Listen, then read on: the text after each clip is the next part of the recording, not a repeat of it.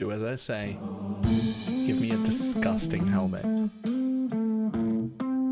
That's not it. Try again. Oh shit!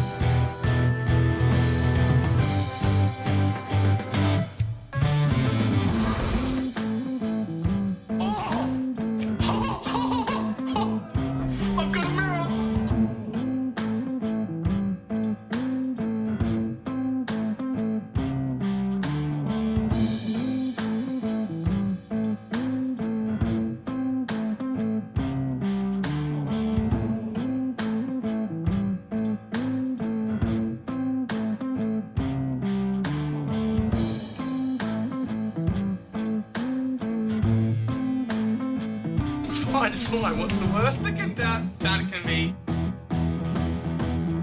Oh, fuck, cunt.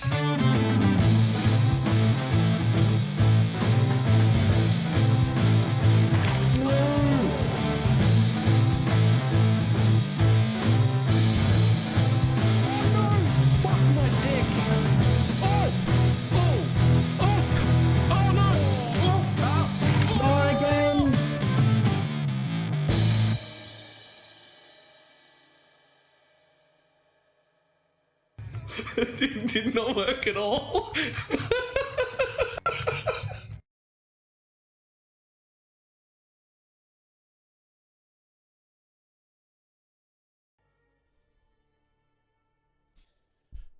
Why, hello.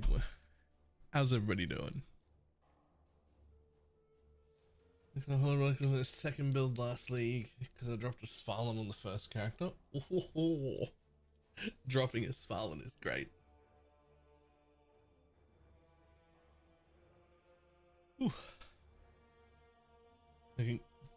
I got a haircut and now it like sits right and doesn't look all frizzy and shit anymore. And I'm a big fan actually. I actually quite like it. I should have grown long hair earlier because there's not that much left. There's not that much time left before this giant bald bit in the middle becomes too much.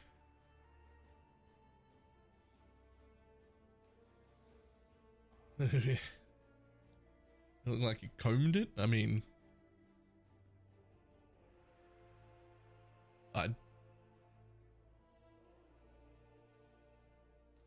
you know, if it's just committed to it was plastered straight down. I don't know. Mine's vanishing from the front more than the back. Mine's vanishing from right in the middle. Actually, right where my headset always rubs. I wonder if just getting a different headset that doesn't go over my head would help.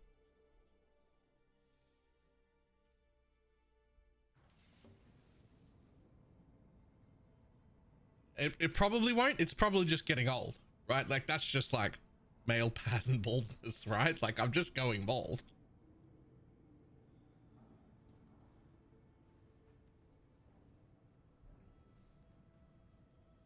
Sun exposure's the worst thing for it. Well, I haven't had that. We don't get that much. We don't go in the sun that often. We got shipments need collecting. Oh yeah. What do you got?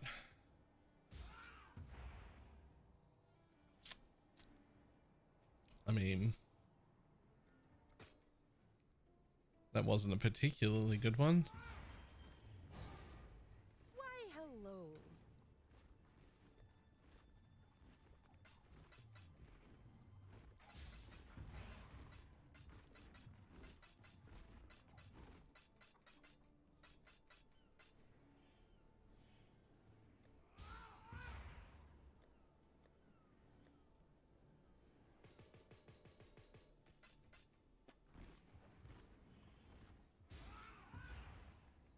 And left if that had a mirror in it. I mean,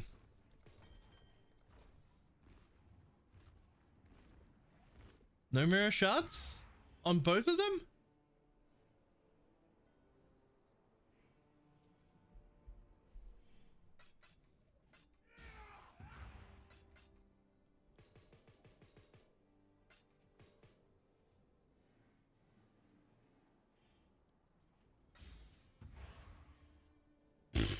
Okay.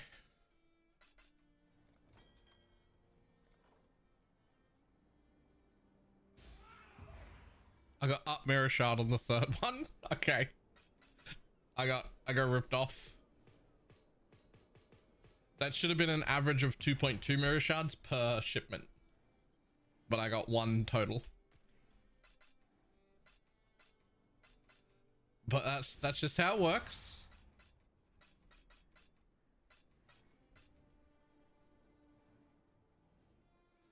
Am I crazy for leveling with both Absolution and the SRS? Slightly, yes, but if you just take it one step back and you put SRS in a spell totem instead and just use it for bossing, that's perfectly fine. In fact, it's probably the best option, is if you had SRS Get your magic totem find characters for ready bossing at the same time as spamming Absolution yourself. I just wasn't going to include that in the guide because that's too much extra work.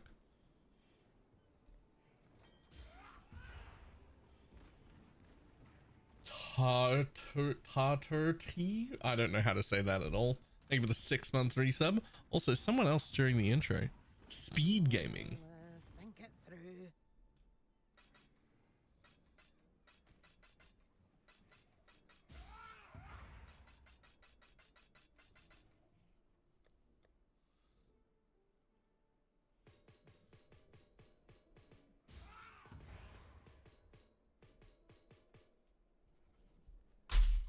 Nailed it.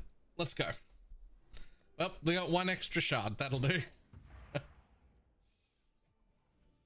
And this is my my standard currency tab, slowly getting larger. 10, 20, 30, 40, 55,000. Coming up on 55,000 chaos, 1,827 divines, 2 mirrors and 13 shards, 4 locks.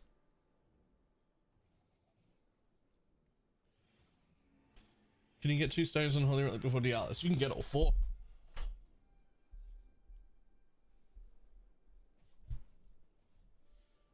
You can get all 4.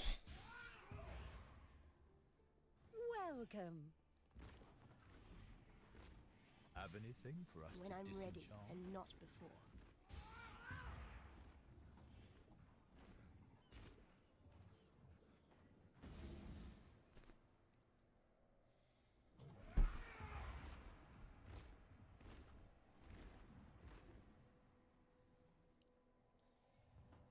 %, but not 68. No, it still won't be worth it for the double. It still won't be worth it for the double helmet to go to 6. But no, it still won't. It still won't be.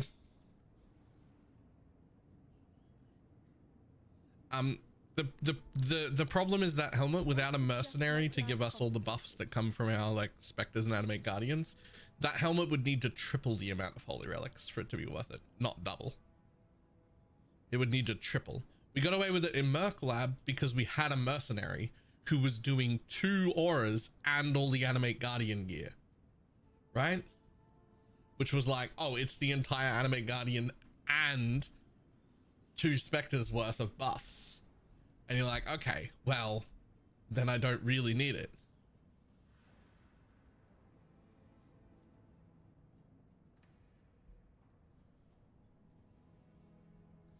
Okay, I don't know what any of that is, but I've got some links here to look at. What is this?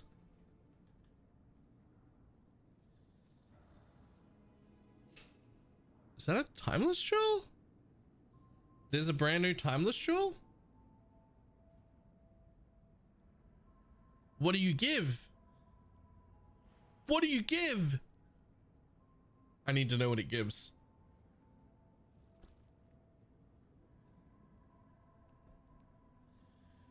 Look, I'm equally excited about a new timeless jewel and also disappointed because I think timeless jewels are one of the worst things in Path of Exile. Like if I was to make a short list of things to remove from the game, timeless jewels would be one of them. But also, I really like them. Like, I really like them. But, you know.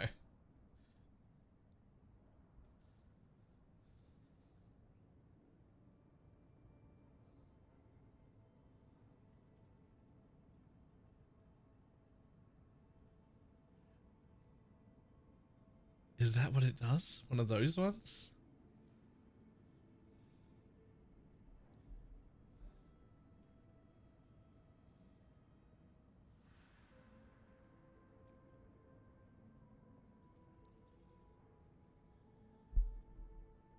I mean, honestly, they're not bad though.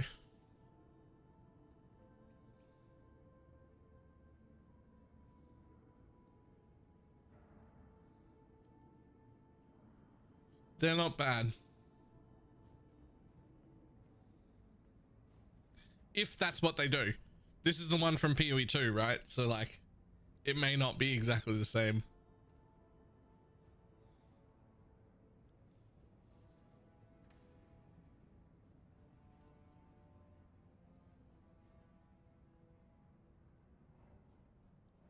It breaks timeless sheet math. It shouldn't, because it's a completely separate one, right?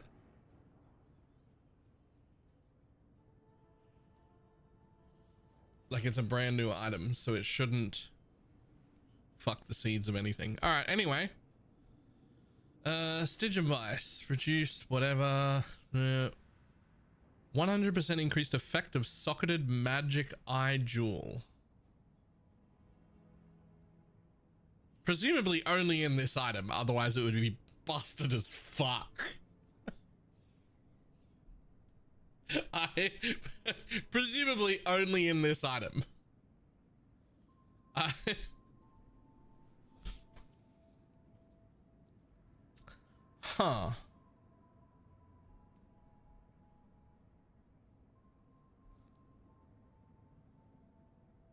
Huh.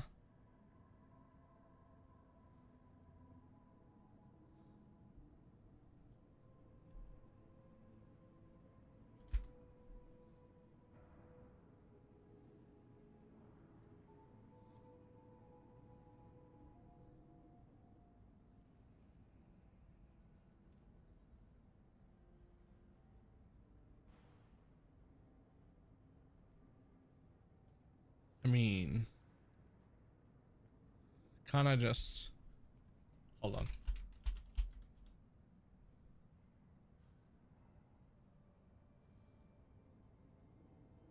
I mean, you could though. You could just have straight up one of these in a Stygian Vice. Lots of life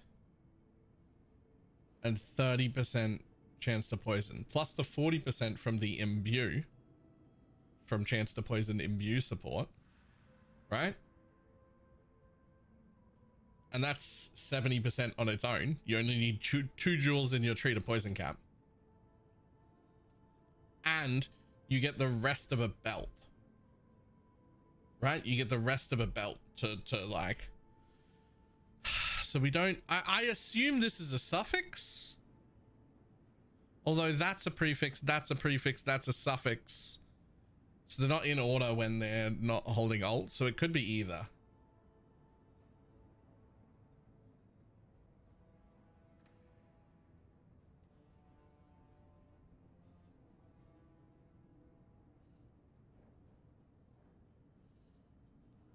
in one jewel in the tree, right? I assume that mod only works for the jewel socketed in it.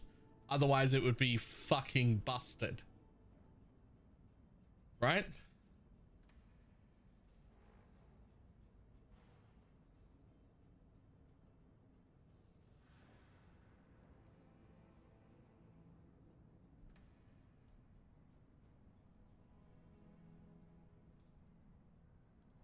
It's 40% from the gem, chance to poison support, and then 30 from a single jewel that's magic in one of these.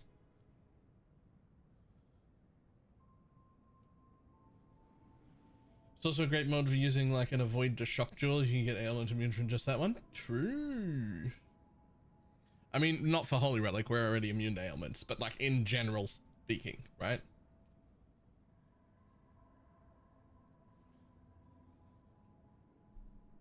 Yeah, chance to poison on an imbue for 40. One of these in a Stygian Vice for another 30. And now you've got 70 and you only need 2 jewels to cap. And you get an entire belt, which will be at least 2 suffix rolls and a life roll. Plus like whatever the fuck else you can get. I don't even like... I haven't even like looked for...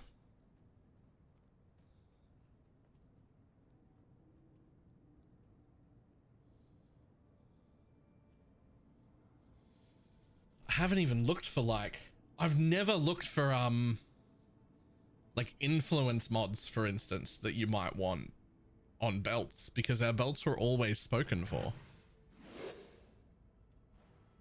Bantix into the raid.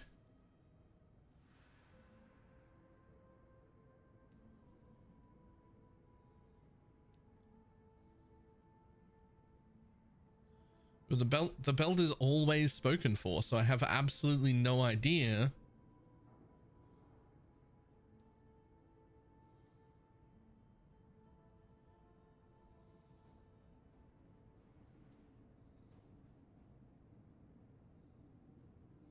Hold on, we need to look at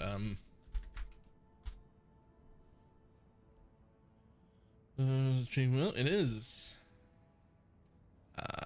jewelry belt.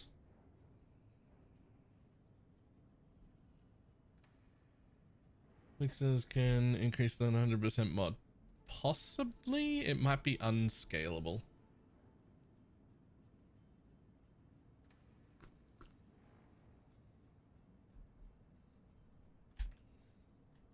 It could be unscalable.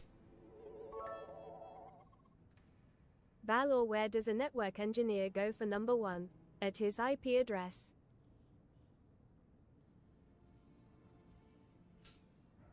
Nice. Okay.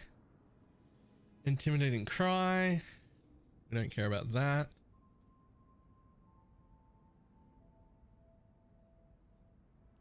Take a flat amount of physical away. Eh.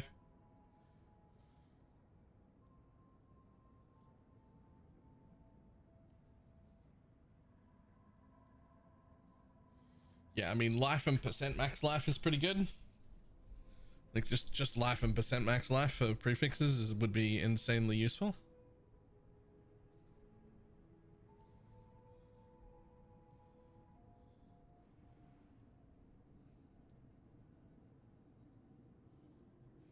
CDR does not work. CDR does not work. Correct. Gain a flask charge when you deal a critical strike.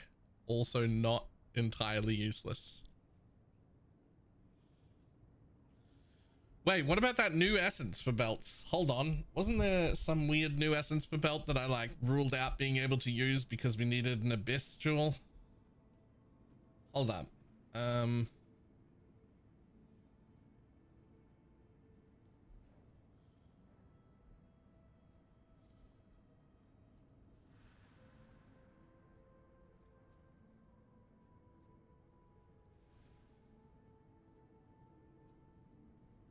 Where is this bitch?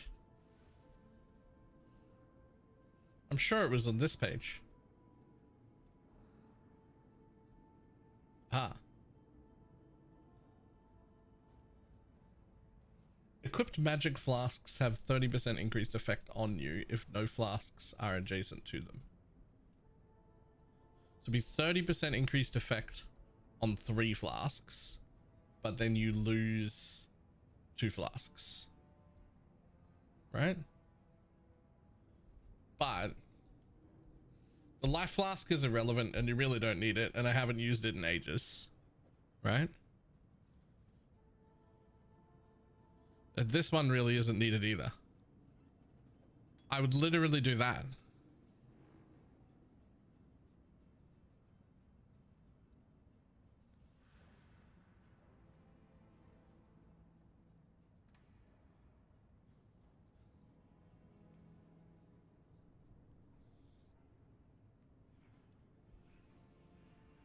I hate that. Why?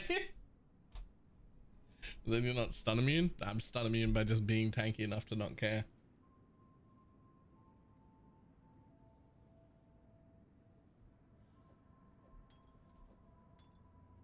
I'm just saying it could be done. Could be done.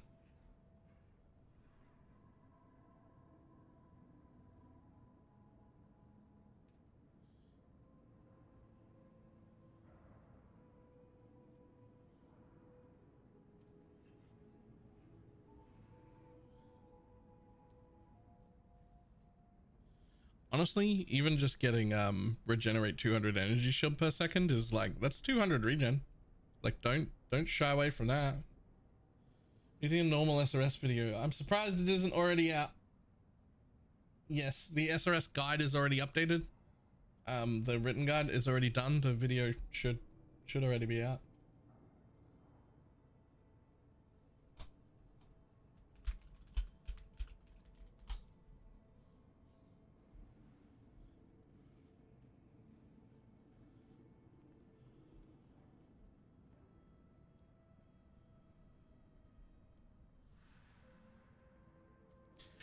Honestly,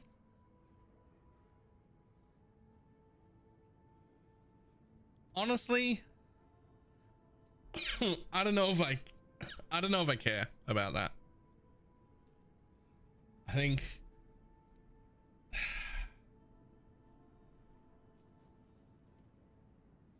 season folks with a mega blood. What does that mean? Yeah, I don't know if I care about this, eh?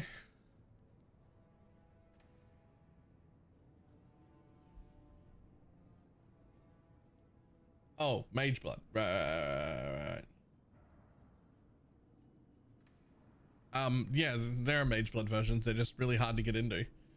What you sacrifice to get into a mage blood is like a lot that makes it end up feeling like a side grade. This league, however, will be able to imbue chance to poison support, which is 40% chance to poison. We'll be able to imbue that directly onto the gem, and that might actually make it worth like using, right? Right, perfect astral lich creates astral chain mines. Don't know what those are. You also might be able to get a 5 flask mage blood this league. Explain the fucking reasoning behind you think that might be a thing. Defend that position.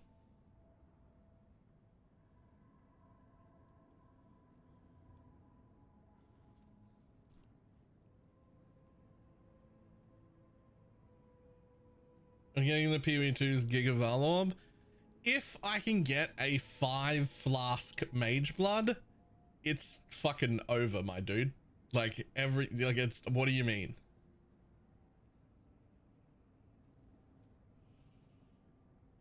Well, in PoE 2, when things happen like that, where something would go from 4 to 4.8 with a corruption, it rounds up. It gives you the 5. In PoE 1, all rounding all the time ever has always rolled down. It'll always be whichever is the least effective for us.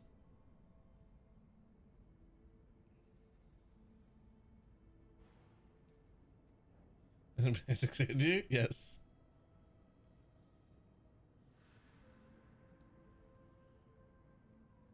Yeah, we have never ever rounded up in PoE. That doesn't mean that we won't.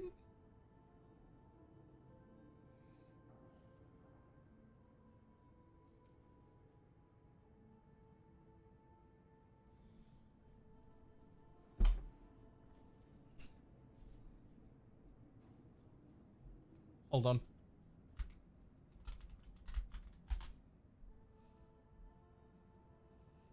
Yeah, I saw the Spectre. It casts temp chains. I don't know what astral chain does. Temp chains is cool, but I don't know what. Temp chains isn't enough to give it a Spectre slot, but I don't know what this is. So it might be.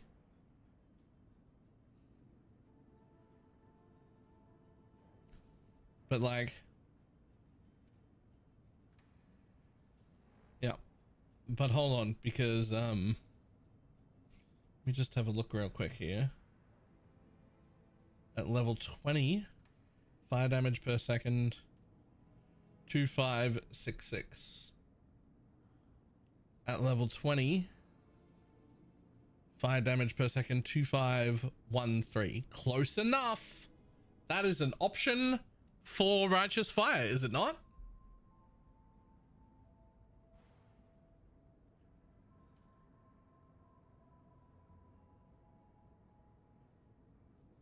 Yeah, Pox is loving it. Yeah, that's what I was looking at right away. As soon as I saw this, I'm like, wait, hold on.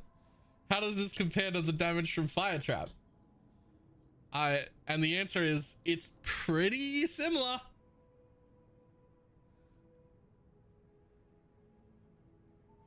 Oh shit. Burning damage applied per detonation is 30% more damage per totem detonated. Yo.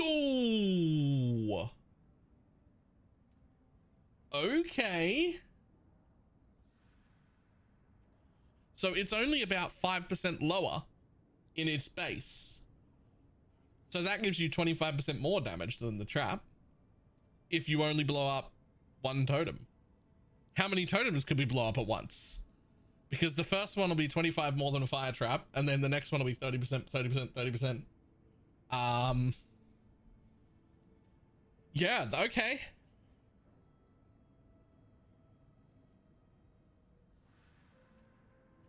And totems resummoning cause detonation also? Don't say shit like that. Don't say shit like that. Because there are ways to cluster trap totems and have them go over your maximum instantly. And we've had these sorts of builds before.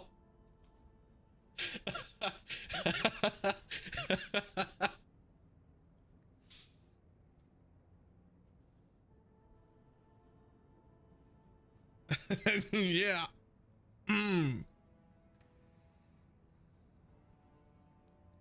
It doesn't look like it has a hit component at all, though.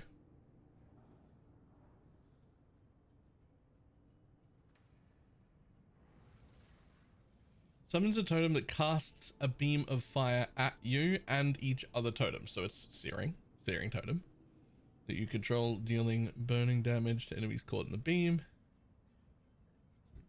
Near the end of either beam, also suffer the burning damage.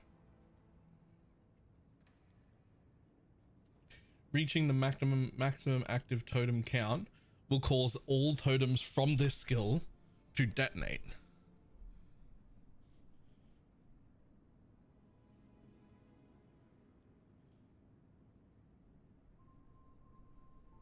Yeah, so 6 for no investment, which is already pretty good. I don't think... I mean, for an RF build, there's no way you're getting near any trap nodes. So there's like, well, not trap. Yeah, we're not doing traps then. There's no way you're getting over there. And you can't take Ancestral Bond for +1 totem. There's no other like +1 totem options, are there? Interestingly enough, for RF, you are near some totem placement speed nodes though, which would feel really, really, really good, right?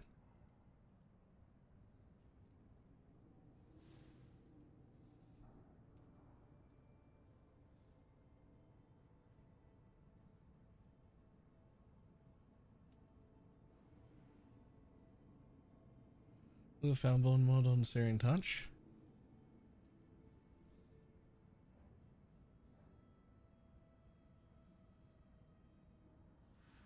Oh. Oh.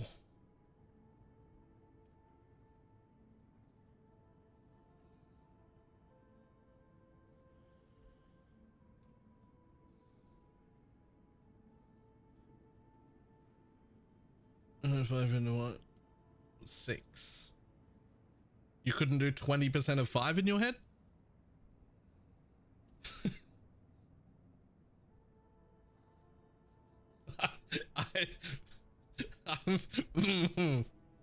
Are we a little tired?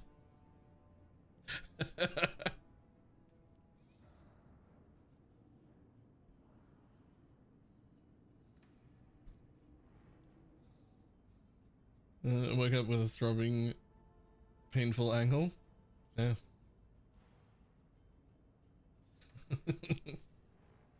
Says the guy who can't read. Okay, but like reading is difficult. Math is very simple.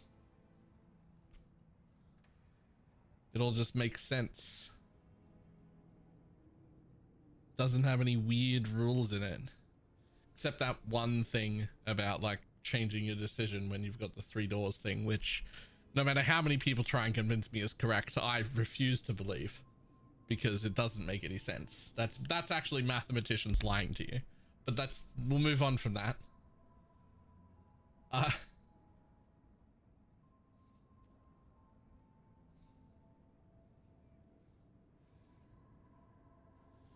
Ooh, drops. Hi, I'm Mark Roberts, Game Director on Path of Exile. During the launch of Path of Exile Mirage, we're running a week of Twitch drops, as well as a supporter streamer campaign. During the first week of launch, you'll be able to claim the Mirage Quicksilver Flask effect by watching your favorite creators in the Path of Exile category for 3 hours. Support your favorite creators by gifting 2 subs or subscribing to 2 channels in the Path of Exile category to claim the Imprisoned Djinn Merchant. Blur into the astral plane with the Mirage Quicksilver Flask effect. Salah, formerly a Marraketh merchant, was sentenced to eternal servitude for producing and selling counterfeit artifacts in Keth. A prize fit for the markets. Salah was sealed in a barrier and contained within this chest, and must now manage your shop and facilitate your trades on the currency exchange for all eternity. This is how the merchants of old grew wealthy. Both of these items are purely cosmetic and do not affect your character's power or progression in any way. They'll also be immediately available for use in Path of Exile 2, where the Mirage Quicksilver Flask effect will apply to your sprint and dodge roll. Thanks for watching and have a great league start. Okay, cool. I'm on board. I am 100% on board with that.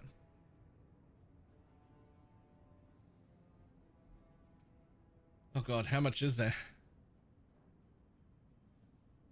Oh, challenge rewards. In the Mirage League, you'll be able to earn pieces of the exclusive Orb Regalia cosmetic armor set by completing 40 new challenges. Is it for PoE1? Both. I mean, it's the thing that's coming with the PoE1 launch tomorrow, but it'll be usable in both immediately. In the Mirage League, you'll be able to earn pieces of the exclusive Orb Regalia cosmetic armor set by completing 40 new challenges, which you'll also be able to use in Path of Exile 2. Become a Gilded Monarch, encrusted with jewels and wearing both the faces of the Regal Orb. The helmet has 3 variations, so you can choose whether or not to display your Regal that mask. actually looks fucking cool. The body armor, gloves, and boots also have 3 variations. Nah, that actually looks really cool. The problem is, will it suit the hat that I have to wear? Because right now I have to wear a hat for purple health. I don't have a choice. It's literally mandatory. And it looks so cool, but I don't think it suits the purple hat.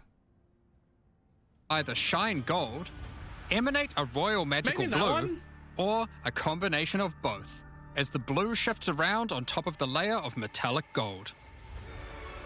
Completing challenges also grants you pieces of this league's Totem Pole hideout decoration. As always, these cosmetics do not affect your character's power or progression in any way. Good luck.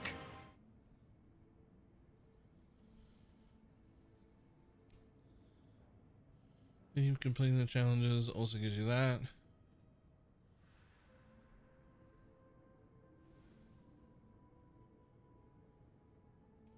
We also wanted to note that we are aware of the feedback regarding challenge rewards and are planning on introducing 4 different cosmetic rewards next league rather than pieces of a single armor set. Going forward, we are keen to have a rotation of challenge rewards, where one league would feature an armor set and the next one would feature a selection of different microtransactions. I mean, sure. I'd like that, because a lot of these things, even when they look really cool, if they don't suit the purple hat, I'm never going to use them. Like, I'm never going to use them because purple health. Right? Like,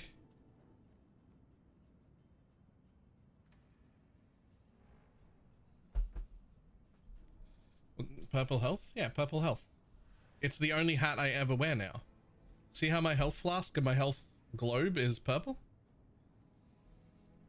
Unfortunately, that is tied to the Night Lotus helmet effect, which means, and that was a challenge reward in the past, which means any MTX that I ever use, and if you look here, I've got a fuckload of MTXs, but I basically use the same 3 on rotation because they're the only 3 that look good with this helmet.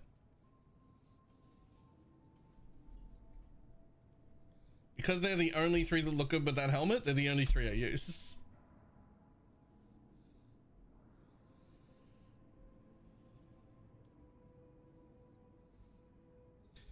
We are aware of some of the issues with the Mirage League not transferring from one instance to another. It removes all of your temporary buffs and unsummons any temporary minions. Sure. Let me see. I do not actually. We'll work on a solution that might be quickly available. In case of temporary minions, so that temporary minions which follow the player will carry over from one combat instance to another. That's cool. I like that.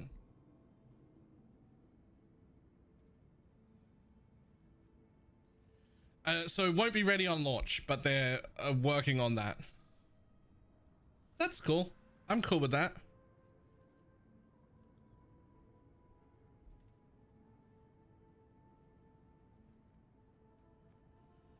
And a Guardian minion, like really? I mean, this time a lot of people probably, because Dominating Blow and Absolution both got buffed, and they're both best done as Guardians, as well as it's for ranged animate weapon, I think, mostly as well.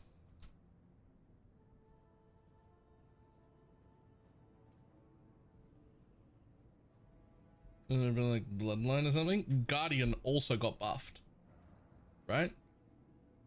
Herald, the Dominating Blow, the Absolution got buffed, and Guardian got buffed. And so almost like everyone who's going to play those is going to use it. And the relics are disgusting. It's like a level 25 anger, wrath, and hatred.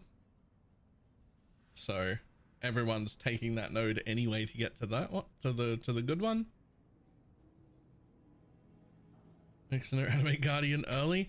I like it. I like that you have the hope that you'll be able to imbue your off support gear early with the correct gems. I love the optimism.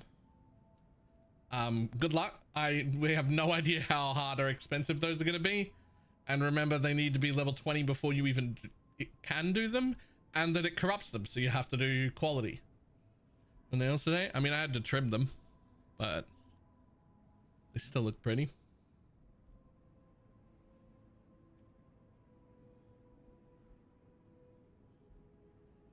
Not being sarcastic, I need a fix. Well, the guide is already updated. The video should already be out. I don't know why it isn't. I messaged my guy.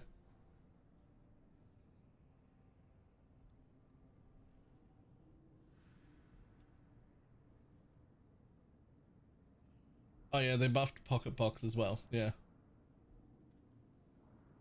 Wait, more? They buffed Pocket Box more?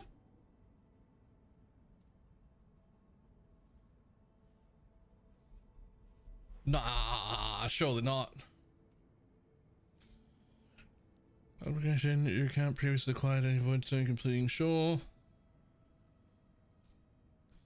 Guardian Sentinel of Radiance minion no longer has a duration. It's a permanent minion now. Sure, we knew that already.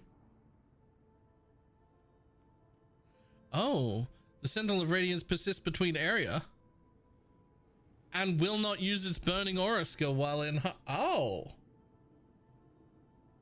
Yo. Okay.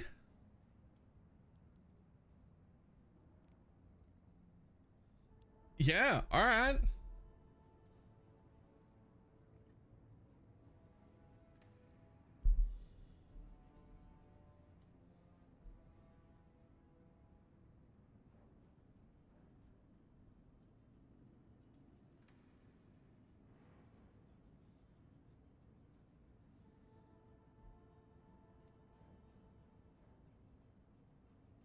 Guardian leveling is free now. I mean, it was already kind of free before. Like once they made it so that it was like a permanent minion that you just had to resummon once per zone, that was already pretty fucking good.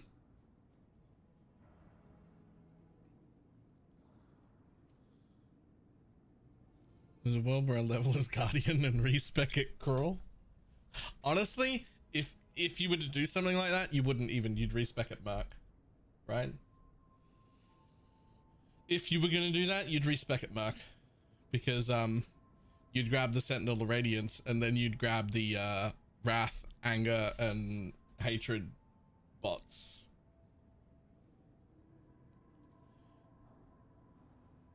Right?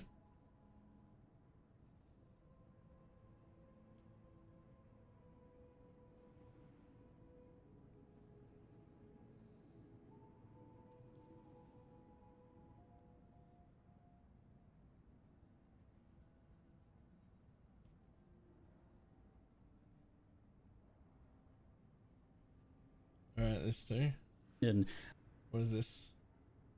Your Templar, Mirage, hands on. Oh, this is a fucking. Oh, this is a Ziggy video showcasing the new skills. Yo, okay, we have to actually see this. it's the end of an era for Path of Exile. 15 years ago, almost 5,500 days ago, the Path of Exile beta version 0.8.6 was released.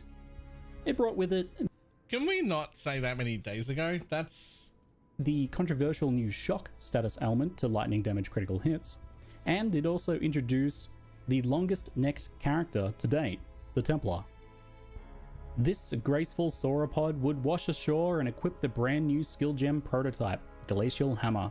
This new gem was set to revolutionize early Twilight Strand striking. Far more interesting than basic attack, a strike with a weapon to do damage.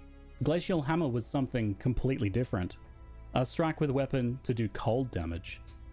Glacial Hammer has had a long and storied history, mirroring much of Path of Exile's own history in Microcosm, such as the 0.9.1 patch note, Glacial Hammer now doesn't prevent item drops from slaying monsters, a bug which took 5 months to be noticed.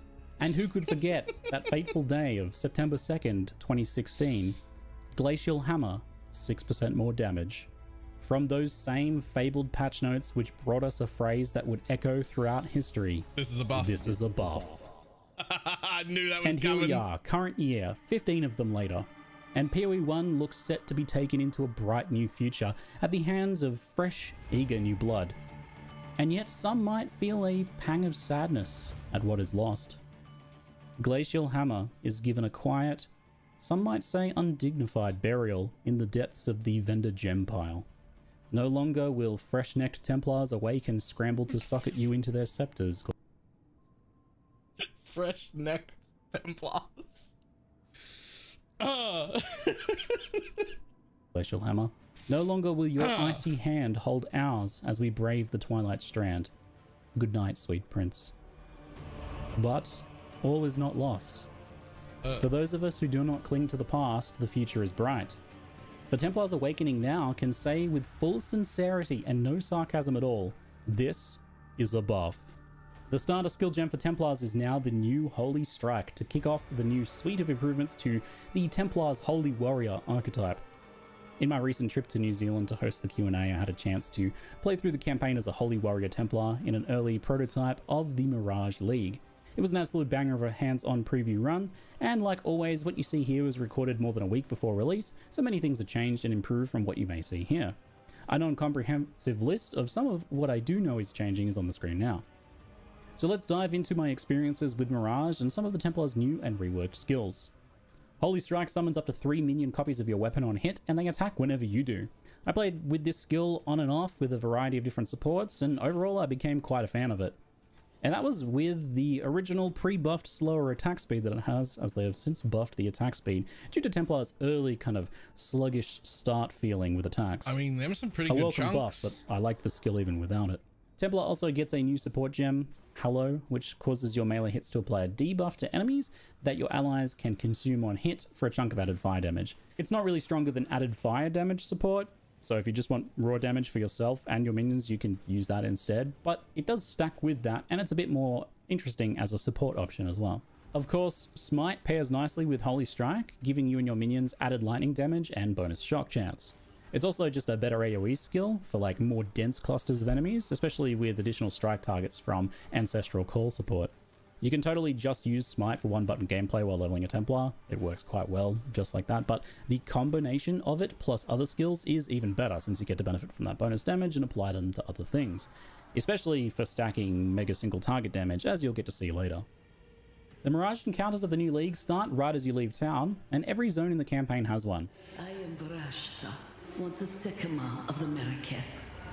A powerful evil seeks freedom, and I...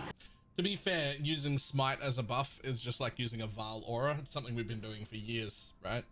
Like, support people do it.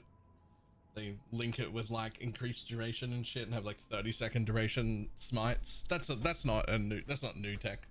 That's been done forever. must make sure that does not happen. What is your desire? There are new enemies around the Mirage in each and every zone, the Afarud, and on top of that you can disrupt their little ritual and then enter the Mirage itself. Varashta grants you a choice from 3 wishes for every Mirage, with a mixture of 3 different categories of flavors to the wishes. There's fun power buffs like double shrines, cannot die, echoing, things like that. There's guaranteed rewards like currency or specific rare items, guaranteed uniques, and so on, which you get kind of at the end when you break the chain ritual inside of the Mirage. Or the third category is adding more stuff to the Mirage zone itself, so extra packs of monsters or bonus loot mechanics. It could be extra chests or even these volatile coin explosions that give you gold. Going into the Mirage during the campaign is highly optional. There's no meta progression system you need to grind with this one here. It really seems to be a running theme for the way this is designed. It's very take it or leave it, exactly as much as you want. If you look at the wishes and you like the rewards, or you feel like you want some extra loot and XP, you can go in. On the flip side, if you're over-leveled, over-geared, or there's just nothing too good on offer for the wishes, then you can entirely skip it. Inside the Mirage, everything is pretty optional too. You can leave when you want and either kill a few things and break the astral chains, or you can just not and leave whenever you want. The area inside reflects the area outside of the Mirage, copying things like shrines, strongboxes, even bosses and league mechanics. On top of that, there are bonus Afarud monster packs and these little Mirages that you can pop to reveal even more Afarud, often champs or rare monsters. And even additional random Djinn stash chests, which reasonably often had rares and currency for me. Somewhere inside this Mirage area is the Astral Chains ritual, which binds the Djinn in place that you're trying to free. If you wished for special loot, this is where you'll get it after defeating these enemies. But as a note here, one of the things that has changed since I played, there is now always at least a stash of loot when you break these chains, as opposed to there being nothing if I didn't wish for it in the version that I played. I think they felt like maybe it lacked a final punch or a bit of a sense of closure, so they added that mechanic, so you would at least get something even if you didn't wish for loot specifically to be from that Astral Chains encounter. The theme of this league mechanic is definitely juice. I was very overleveled many times during the campaign, despite skipping at least a third of the Mirages, and maybe even half or more of them towards the end of the campaign. And I, of course, tried to skip over a lot of the regular zone content as well. But it was just adding so much extra content. I got some really good leveling gear and fun uniques as well. I wasn't showered in 6 links, like what Keepers did last league, but it's still good. Pretty dang good, I think. I think the reason it feels so juicy is just thanks to the layers of content stacking that it does in the campaign. So firstly, it adds Aphrodite monsters to your normal zone, so there's just more monsters in the zones. Then inside, it adds way more normal and then Aphrodite monsters than the zones usually have on top of that. And then it's actually coded to force spawn bonus mechanics like shrines, essences, strongbox, and later on even other league mechanics into your zones. Okay. It does that so that it can place them with the Mirage area so you can get those little interactions between the mechanics. So even if you aren't going in, you're often just getting an extra 2 or so mechanics in some of these zones. You're getting an extra shrine, you're getting an extra strongbox or essence or rogue exile or something. And then on top of that, it spawns those forced extra mechanics inside the Mirage again. So you're getting them and then you're getting them once again. And then it makes those actual things that it's duplicated inside even juicier. Like the strong boxes have extra Aphrodite monster pack implicits and the expedition counters have tons of extra Aphrodite skulls and so on. I did find myself later on even just doing the mechanics inside of the Mirage and leaving the ones outside because the ones inside were so much juicier. It's a ridiculous amount of juice to the point that I felt pretty satisfied by the end doing less than half of them, and I think in a good way, right? Like, I'm normally someone who zealously does the league mechanics because it's new content, that's what I'm here for. But this is designed in such a way that I felt good about just doing it when it looked appealing and then skipping it or just doing a little bit of it. Hey, it doesn't ever feel like you're being punished. I want to break the shit out of it. Punished for not engaging with it fully. There's a little bit of a downside to the design of Mirage encounters, one that'll be more noticeable on some builds than others, and that's the fact that it's technically a separate instance with a short load screen. It didn't really bother me too much in the campaign, even when I was playing things like Dominating Blow and stuff, where technically I'd have to kind of like rebuild up monsters. Occasionally I'd also do something like grab a shrine, only to go into the Mirage and then lose it on zone change. Feel a bit silly. Yeah. So some builds with a bit of a ramp up to them, things like Animate Weapon for example, will find this a bigger deal than others. And the reason why it's like this, from speaking with the devs, they kind of had a choice. They either make it way more impactful and interesting in the way that it works and what it could actually do, and then be forced to use a new instance system like this to be able to do that. Or honestly, I know that they made a post saying they were fixing it, but like when it comes down to choices, like it's just okay if some build archetypes are better at something than others. Like it's just, and I say that as somebody who plays a lot of minions. This could affect me, although it doesn't affect Holy Relic. But like, as long as it's still doable, it's okay if some archetypes are just better at something, as long as it's not this archetype is better at literally everything, right? It's fine. Or they could make it much more conservative and tepid to kind of avoid this issue. So there was a trade-off there, and it's something just to keep in mind when choosing your builds or your strategies for endgame. But overall, Mirage is very juicy in the campaign. Even when I wasn't running the Mirage area, I was still happy the mechanic was appearing because of all the extra stuff it was jamming into each zone. I don't think there's ever been a league mechanic that was as generous to the people who intentionally never do league mechanics in the campaign. It's unobtrusive, and it puts extra shrines in your zone. What's not to like, right? And I haven't yet mentioned the best part. GGG's become addicted to quality of life lately. You love to see it. And they actually added a button or a hotkey that teleports you back to the starting portal from within the Mirage. So Yay. You can use it to just leave easily when you're done, or even to clear in different directions when map layouts are narrow or maze-like. Just really good quality of life. You think me clever? I will show you what true power is.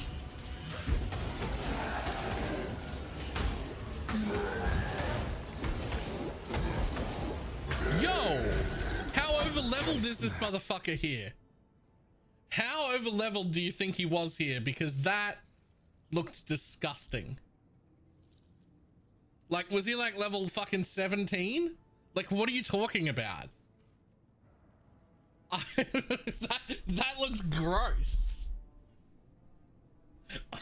I need to know what level and what weapon he had here. Tormented soul. Anyway, from Brutus onwards, in my run I was pretty happy with the single target potential of the Holy Warrior skill set here. Of course, the levels and gear from Mirage help a lot, but I'm always pretty over leveled and over geared in Peri 1 campaign these days. I can't help myself. I just like doing the league mechanics, and that's how you end up. But it's not usually quite this solid feeling. This felt like I was, you know, approaching, but not quite getting to the pre-nerf, Ziggy gets it nerfed kinetic range sort of levels here. And I checked explicitly. We're apparently safe. I swear, I promise, they said they're not planning any pre-league nerfs because of my gameplay, okay? So Templar's passive tree gets a few little buffs for this playstyle too. A big Templar issue for attack builds early on is just a lack of accuracy options, especially without just rushing. The fuck was that? Little accuracy rating if you have a 15% increased area of effect for attacks while you have at least one ally. Wow.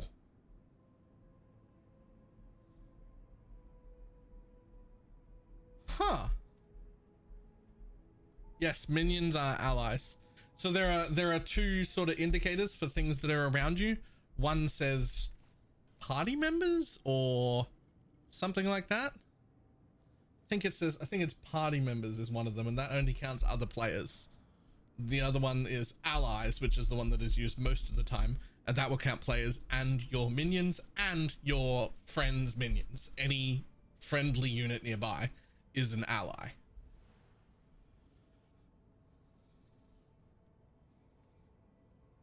Attack builds early on is just a lack of accuracy options, especially without just rushing Resolute Technique. And if you want to interact with crit, which is Templar is pretty well positioned to do, then obviously Resolute Technique is not the way you want to go.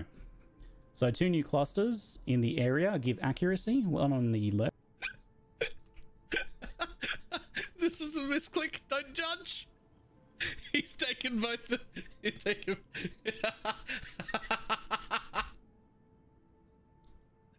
I wouldn't even have noticed if he didn't point to it. Want to go. So 2 new clusters in the area give accuracy. One on the left buffs with Consecrated Ground as well. And the one below the Templar has some nice accuracy buffs with some AoE. And it's also just kind of in a really good position for this style of build potentially. And a big confession here regarding the passive tree. It took me way too long to think about going south of Templar and getting the attack passives cluster with Righteous Fury. I was like, oh yeah, that looks alright, I'll probably get that later. I overlooked the mastery and what it could give me. I was too fixated on rushing the minion damage and minion attack speed conversion nodes, which are really good in this style of build. But that attack mastery has the mini ancestral strike effect to have strike skills target extra enemies. This is just insane quality of life for Holy Strike and Static Strike, and it's great for Smite too. Now, it doesn't make your minions have this effect, it's just for your attacks. Yeah, unfortunately. But it just makes it so much easier to actually hit with these skills. It's highly recommended that if you're going for this style of playstyle, get it like first thing. Just go straight down and get it. And it's right next to that new accuracy cluster. You can get that and get some AoE scaling too, potentially. Good stuff for sure. I get it like very late towards the end of this run, and it's really good. But that said, the fact that I lived without it and still loved leveling this build speaks volumes, I think. So it works even without it, but go get it. Static Strike, which you get from Merveil's Caverns, is already a pretty decent skill, but it's seen a nice buff, increasing its duration and beam damage. The duration is the main thing here for me, in my opinion, as even without duration scaling, it is now insanely good utility and clearing skill for builds like this. It's probably the MVP skill overall for my playthrough here, and it featured in every variation of build that I tested. I didn't want to stop using it. Initially, you can do something like link the Hallow support to buff minion damage. It zaps very rapidly and keeps reapplying that Hallow buff so that your minions, more of your minions can actually benefit from it. You can also use things like life gain on hit for lots of survivability and even fortify. My gameplay for a lot of this was basically tap Smite for the Lightning Aura, tap Static Strike, and then run around for some very nice clear and passive damage. And then I would do both of them, followed by Holy Strike or whatever other skill I was testing at the time for some nice single target damage. It's a fun little combo of skills. Don't say fucking combo over here. Don't encourage that sort of behavior.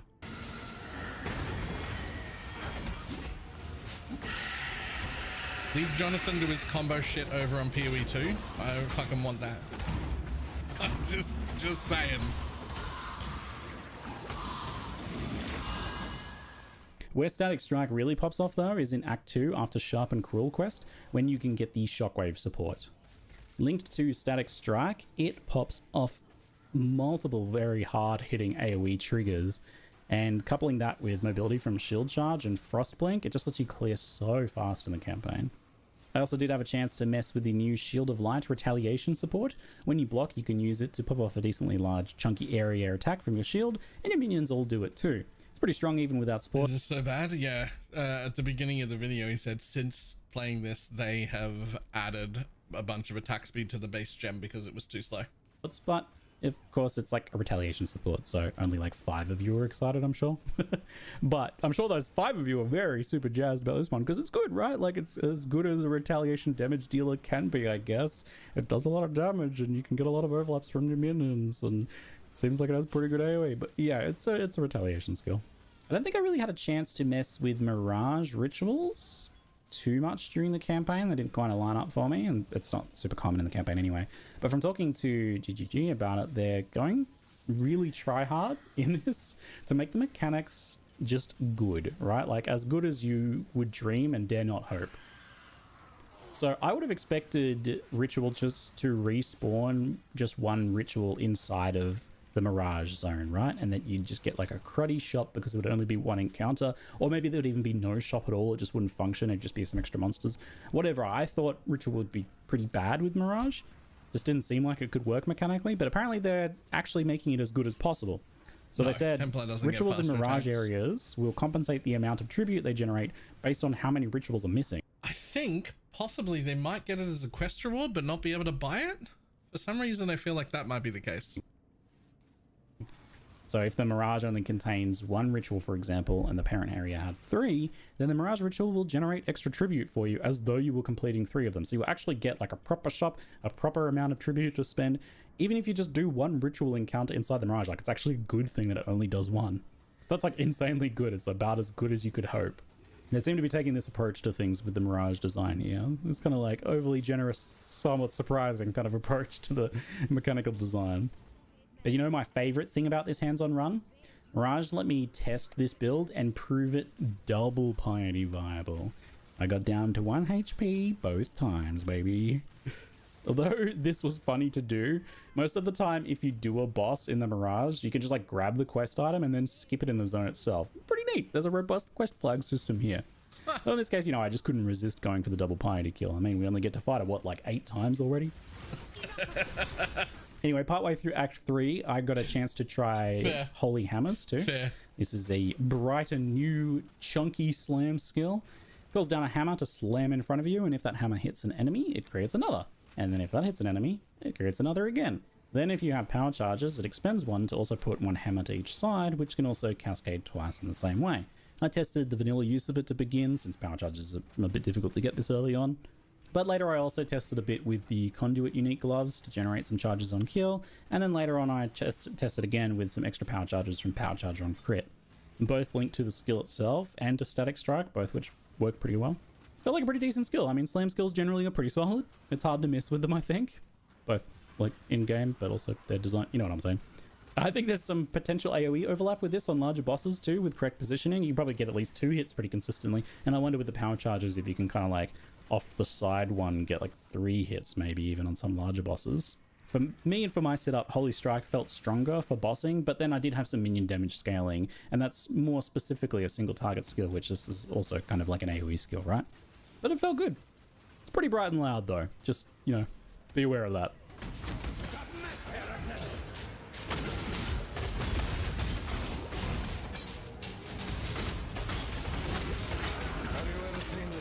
Face of God, the light of divinity. Good dodge.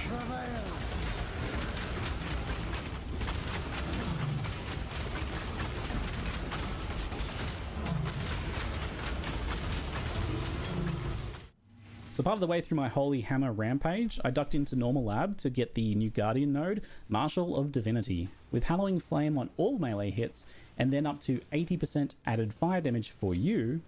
It's a pretty sizable damage boost.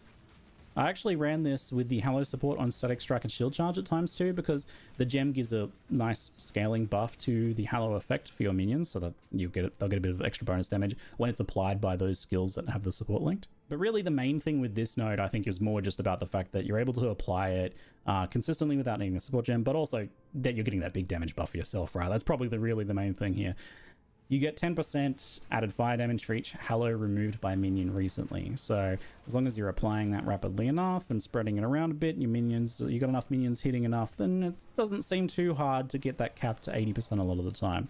Holy Strike minions and Purity minions are just kind of hitting enough, I think, here. And you can hit so much, especially with Static Strike going as well, to like keep reapplying that buff. I didn't see that. Did I miss that? Spreading it around, removed by really the main thing here. Oh shit.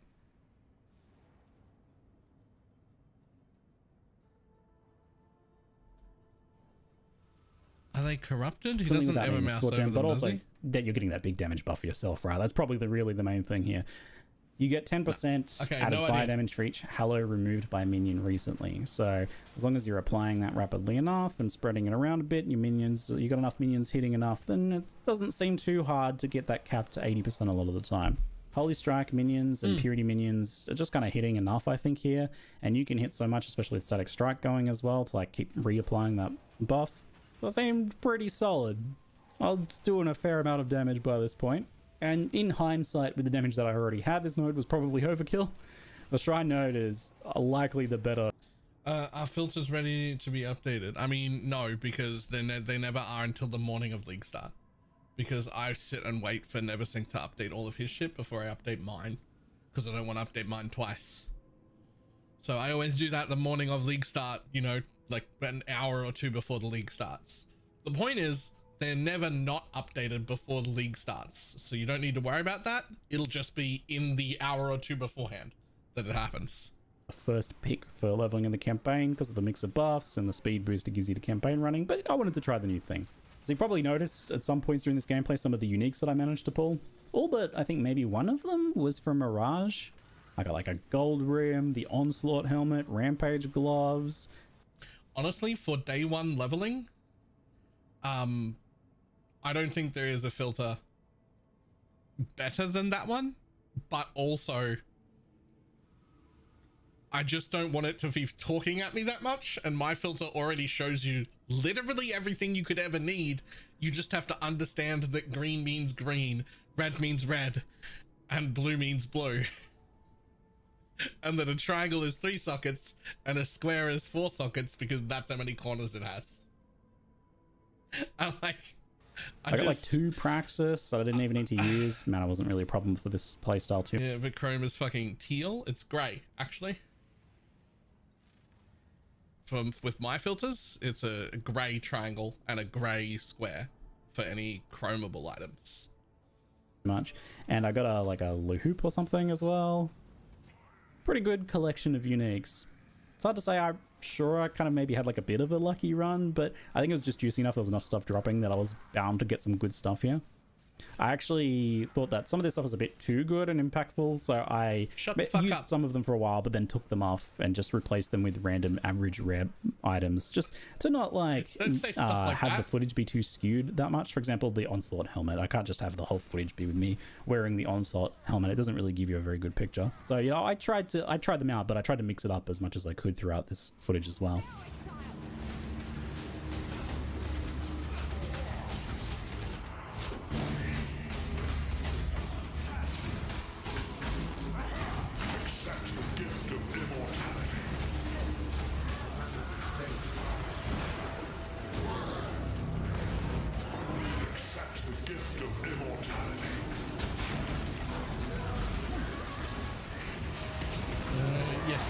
Very much so. Have a look at the full written guide. There's also an FAQ there now. You're so in love with death. The FAQ page is fucking huge. So after blasting through bosses in Act 4, I did take a detour to try out the new shield skill, Divine Blast. Okay. This one deals damage in a small area, then explodes for a larger amount of damage on a short delay. I tested with and without less duration, and it was of course a little nicer with less duration, just to make it a bit more immediate, but it felt pretty playable without. It's maybe a short enough. especially if you pre-place it. It does have some pre-stack potential. You can place it before opening strong boxes or as the boss is about to become hittable. And it felt good, supplemented with static strike, of course, for some nice immediate clear just around your character, but everything felt good with static strike.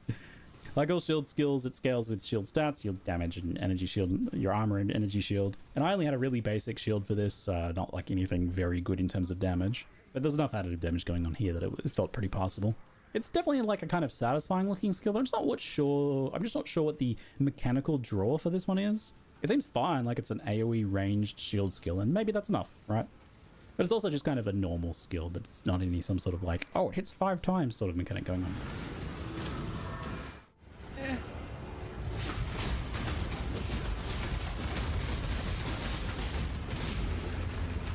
Side note, Kitava's plot armor has never felt more insulting. It's always bothered me a little bit.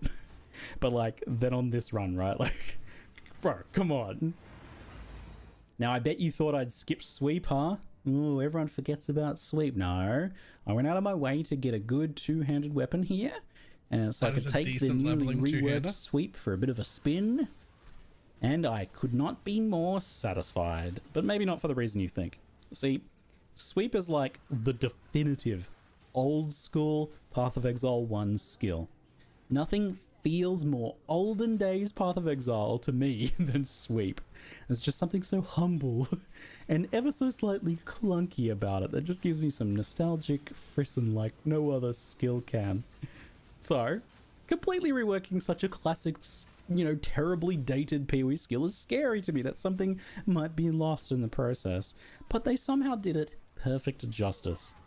With a tender and delicate hand, the developers have somehow made the hilariously renamed Holy Sweep into the most subtle and perfect blend of the old and the new. Old school clunky, slow Path of Exile 1 with all of its charm. And, modern PoE 1 where skills glow bright and trigger explosions everywhere to keep our dopamine addled brains happy. It still feels like sweep somehow, and yet it now actually does things. So there's just something satisfyingly right about this Holy Sweep redesign. It's like a perfect representation of PoE 1 now as a whole. I'm gonna go over a blend hard of pass the on old sweep. and the new, the clunk and the chunk, all smooshed together. Glorious. I was almost as happy to equip it as I was to unequip it and go back to the other skills. Yeah. I'll probably never place new sweep, but I'm happier knowing that it exists.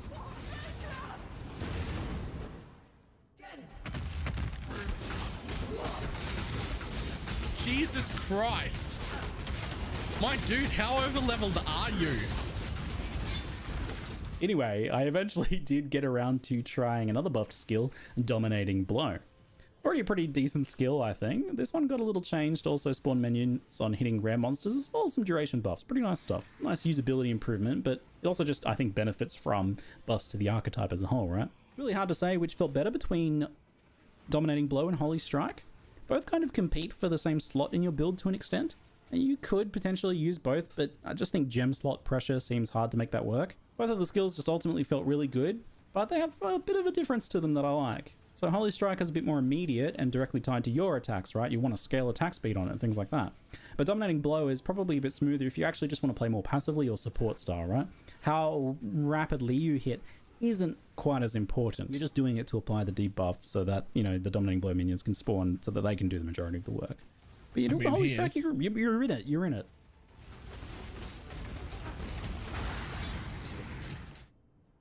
For Cruel Lab, I tested the buffed Shrine node for Guardian. The node itself is unchanged, but they changed some of the shrine buffs, such as the Shocking and Freezing shrines, to be greater versions of those. These ones also give you added elemental damage, and they hit harder, so compared to the other ones, which basically did nothing. Shrine node's great fun, right? Like, as long as you don't mind the occasional zap, zap, zap, zap of the Shock Shrine, which can be a bit annoying. It's just really strong and fun overall. It's random, but you've always got something nice going on there. But it's impactful to the point that I felt like it was a bit like some of the uniques that I Get your magic find characters ready. There's a bear shit I in the intentionally woods. respect out of it because I didn't want it to just kind of override the other gameplay that I was showcasing. So I respected over to the Guardian's minion nodes after a while, so as to not, skew that gameplay too much. But it's good. It would probably be my first pick for campaign leveling. With how powerful I was getting on this run, I was... Over pocket pox? Are you fucking insane? Oh, hi. Thanks for checking in. I'm still a piece of garbage. It'd probably a fucking cold shrine around me once every 8 fucking minutes? Over pocket pox? No. No. Pineapple, thank you for the 52 I was definitely hungering for a real challenge of my holy powers. No. So I did that which one should never do in the campaign. I took on 10 rounds of ultimatum. It's just so... It's so hilariously unhinged how much this mechanic scales beyond anything else in the campaign possibly can. And challenge me, it did. But... And this hasn't happened to me too often when I've tried this. The Holy Warrior Templar was equipped to meet the challenge. I actually managed to get through it. No, this looks actually fucking great. But it was good. It was a good all-rounder, right? We had pretty decent survivability. I had, you know, it was very easy to keep my resistances capped and things like that. I was getting a bit of block, and we had our minions helping us out. Lots of single target damage to be able to meet some of the just crazily scaled up rares that Ultimatum puts out.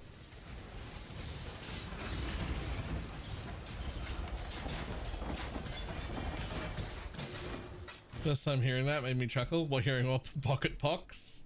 I mean, that's the little righteous fire guardian's name, as far as I'm concerned. It's pocket pox.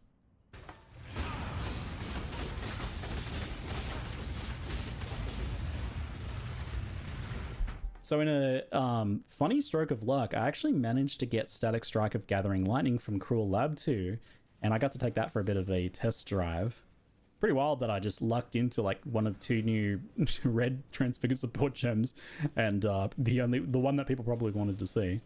Now, a bit of a caveat here for this one. I'd say my character isn't really built for this skill. It's definitely a little bit more build around than some other skills that I might showcase. But I'll give you a look anyway. Each melee hit with Gathering Lightning, Static Strike, gives you a charge up to 12, I believe they made it. And unlike regular Static Strike, it doesn't zap automatically over time. Instead, it's a bit like an Archon melee strike skill, or a bit like Wild Strike, I guess. Each stack causes the skill to chain to more enemies and gives a more damage buff. Presumably to, you know, help you with that single target scaling, mostly. I mistakenly first used multi-strike with it and I felt really bad, but then I realized, oh, it's a bit like other similar effects. It doesn't play very nice with multi-strike, as the 3 hits of multi-strike only count as 1 attack for stacking the buff. So dropping multi-strike felt way better than you actually get 1 buff per attack. And it felt like a solid clearing skill, even just by itself. Like, it arcs around enough to be able to kill stuff, at least as far as the campaign's concerned. To get a better feel for this one, because it's like a little bit more subtle looking than other skills, I turned off my auras and stuff just for a while to be able to kind of see it a bit better. And then I did test it with auras back on, and the... I mean, you probably can, but you'll be better off as a Necro just doing Absolution into Holy Relic. Shockwave support on it, and it's became, with Shockwave especially, a very juicy, like, tap once and the screen dies, kind of like a more instantaneous Mamba strike if you played that. Very satisfying. I don't really have any idea of the single target potential. Presumably, if you can maintain 3 to 4 attacks per second, then you can stack and maintain that buff for some pretty decent single target damage with it, but it's hard to say. I can't really like comment on that too much. That looks sort of okay. Definitely looks like it's going to be worth trying out, and it could be fun paired with the normal Static Strike for clear and utility, with the Gathering Lightning as your main damage dealer or your way to tap clear big packs. And this, by the way, was all still before I got the attack mastery for Ancestral Strike. I didn't have that at this point.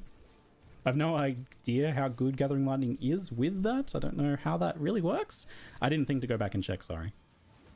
But a side note on the passive tree, though, I did go down to the Rage Mastery for Intimidate when you have Rage. It's nice for both attack and minion supports. I was like, oh, this is a nice little get, and it's a pretty good spot.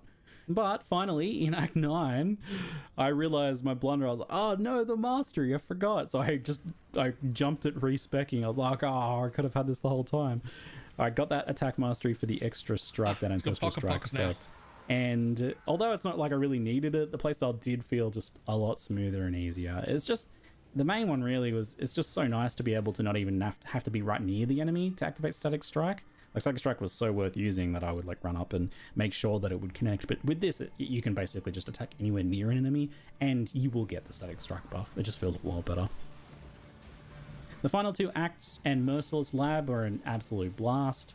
And from that Merciless Labyrinth, I grabbed the Unwavering Crusade node for some juicy free Anger, Hatred, Wrath auras from the Elemental Relics. If you haven't played this class before, the Elemental Relics get summoned just through regular combat. There is no item filter. That's when you go and test stuff at GGG's office, there is no item filter. It doesn't have that option. Along with the earlier The normal filters won't work in their experimental version they have. You would have to build your own loot filter for that version, which would take more hours than is worth for the testing. Back to Holy Radiant Sentinel. They make for a nice little extra bonus minion package here that gives you a bunch of damage and some nice survivability. Although with the Radiant Sentinel, you do have to remember to activate it every zone, and I did that maybe like less than half the time, but I guess I'll eventually remember to keep doing that. Kind of wish they would make it auto activation, but anyway. They are. But finally, with near perfect timing, might I add, my final day at the GGG studios drew to a close right as I reached the Kitava fight. Thanks once again to GGG for having me out to host the Q&A and to check out a little bit of the new content. I always have a blast with the visits over there, and with this one I really walked away feeling appropriately amped for Mirage and for the Templar, and I hope you folks enjoy this early preview as well. If you have any questions about my experience, feel free to ask in the comments below and I'll answer if I can. But that's it for now. I'm Ziggy D, and thanks for watching. Alright, that was pretty good. A lot of those look pretty interesting. Sweep looks trash. But I don't know. The one you start with looks real strong.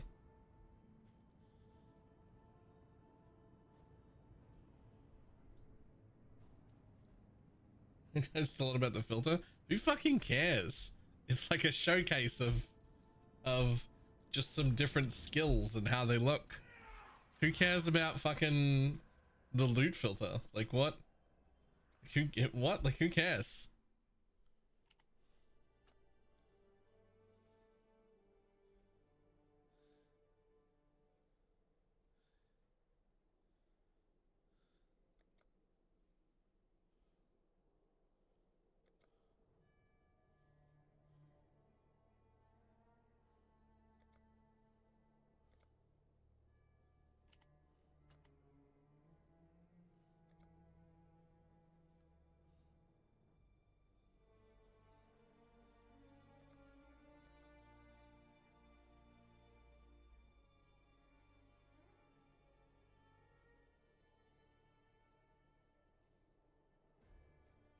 Hi, I'm Rasmus, the developer of PoE Ninja.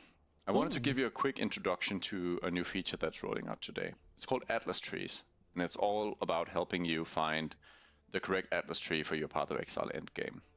It does this by giving you access to filter through a lot of different Atlas trees, and hopefully find one that helps you. We can access it through either the top navigation bar or this action button on the news post.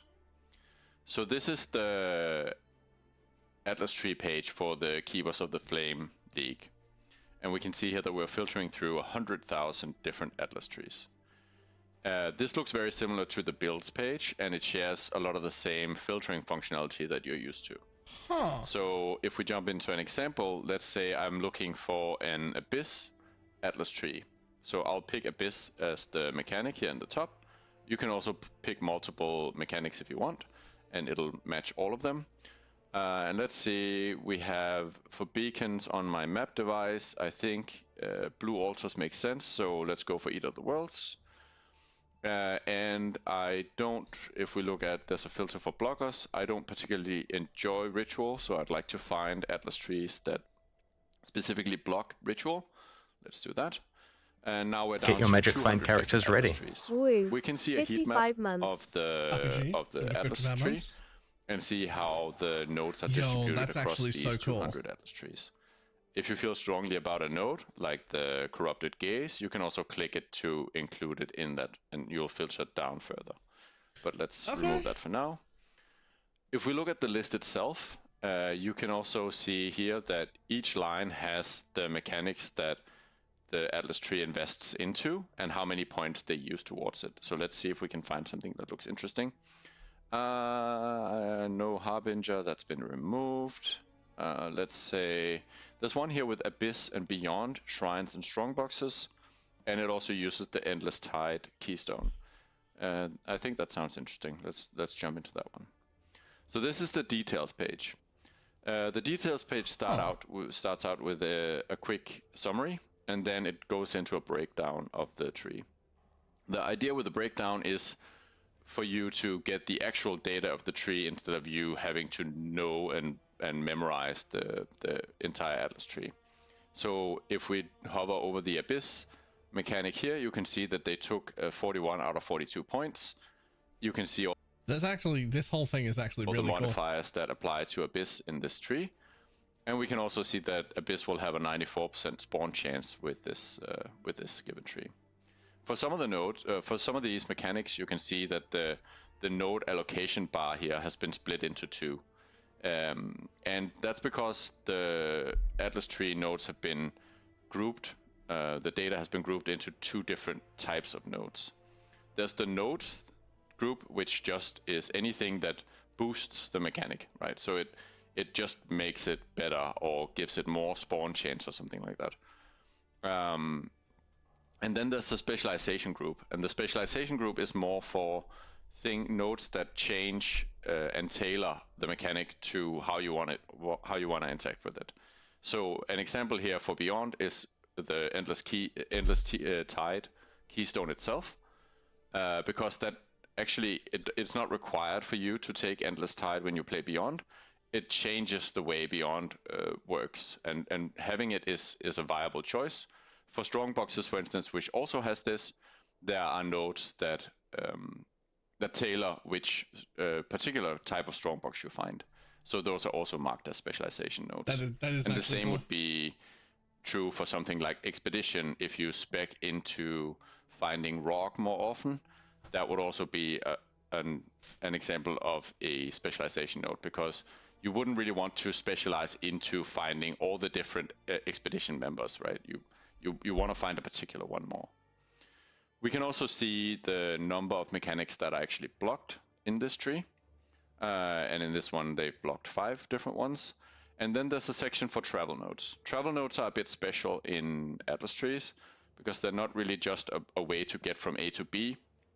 They can also be something that people invest heavily into. One example is the map modifier effect, which is usually taken.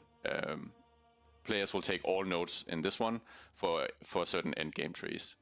But we can see in this one, there's no real heavy investment into any of the travel node categories. But we can still see the modifiers that they actually get to each of these modifiers from the tree. Finally, there's also a scarab specialization section here, and it just tells you the increased drop chance of different types of scarabs. And you can also see a breakdown. So in this case, all these 76% increased abyss drop chance come just from the normal abyss chance nodes. But these would also be applied if you took any of the carapace scarab nodes or something like that. And if we go down, you can actually see the Atlas tree itself. What has been done here is also that each of the different mechanics have been highlighted with a color that is should be close to kind of the theme of that mechanic. So it should be easier at a glance to kind of find all the abyss nodes here, because you can see that they're all marked with this green color. There's also a small legend down here at the... Alright, I don't need to see the rest of that. That looks fucking fantastic though. That is a huge thing to suddenly have access to.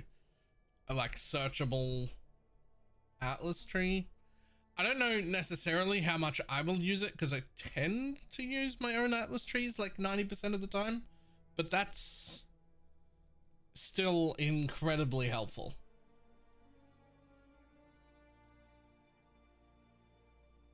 And I would still be pretty likely to like look it up, even if I don't directly copy it, right?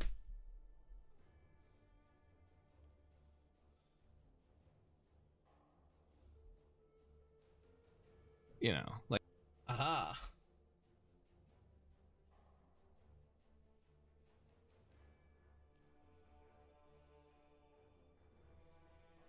Okay. That's 2 hours long. I don't know if I'm fucking staying online for 2 more hours, but I do know that I have to go get a motorbike off the back of out of a trailer or something. I don't know. Somebody bought a motorbike, I guess. Pairings for Holy Relic. I'm planning on League starting it. Do I want content to do when I start maps? We don't really have anything because the answer is pretty much everything. Get your magic find characters ready. Dodge! Thank you for the 10 gifted subs. Dirt bike or a road bike? I mean, I don't know yet. You now know all the information I know, except I assume it's a road bike because I have never seen them buy a dirt bike. I'm the only person who has owned a dirt bike in this family. Question, does the Spectres curse count towards their curse limit? Yes, and also no. That's like a...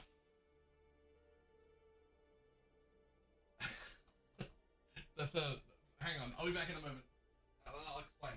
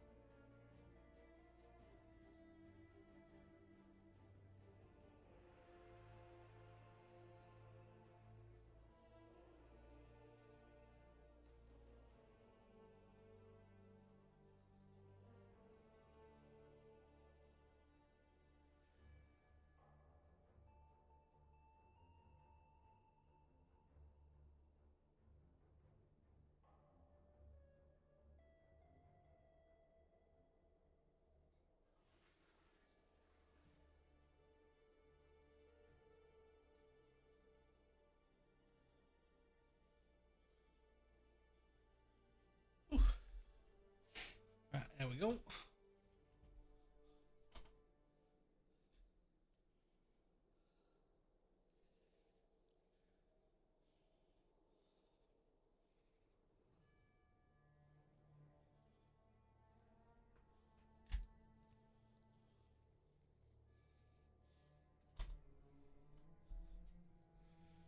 Ah, okay.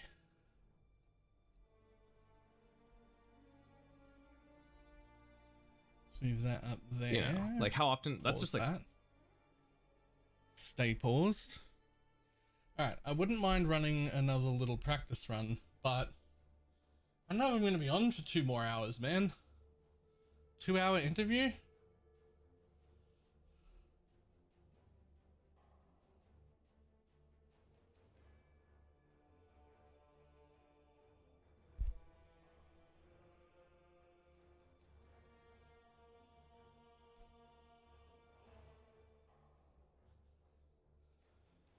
Fresh of the campaign and an endgame god somewhere. I mean, 4 hours 18 puts you in like the top 0.5% of people running the campaign, so I wouldn't say that that's trash campaign.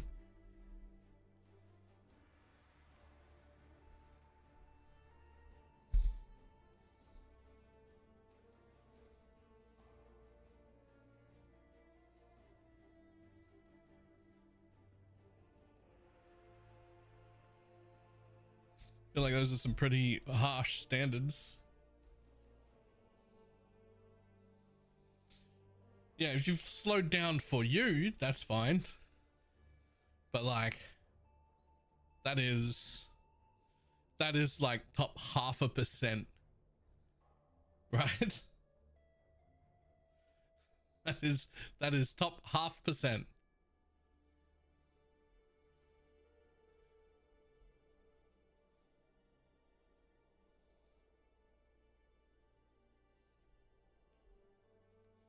Messed up the Holy Relic of Conviction video. How so? I've been replying to a bunch of comments on it, but I never actually watched it. Have 3.28 in the title. Yo, no, that would be crazy. Hold on.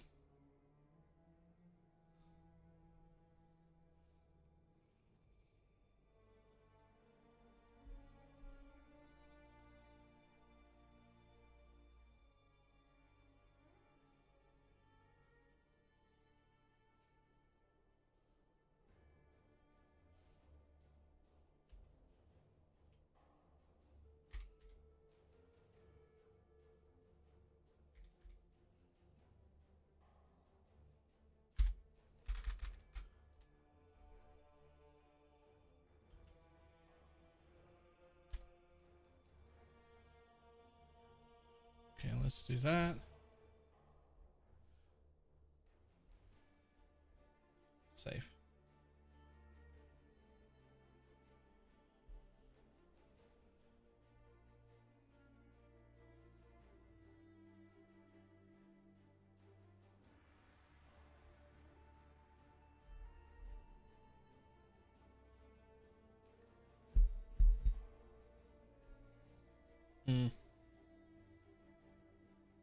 It's entirely possible that I should just start a second YouTube channel for streaming and just stream on that, so people who like YouTube can be on YouTube still.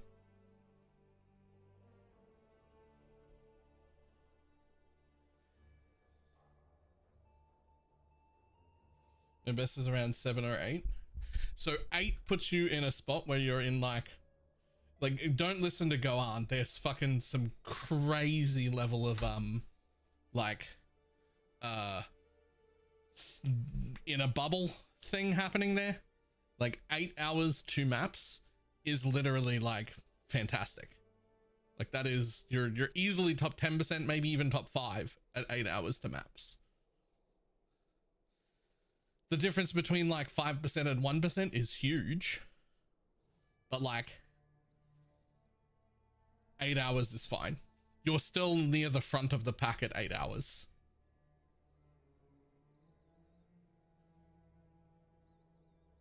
Right?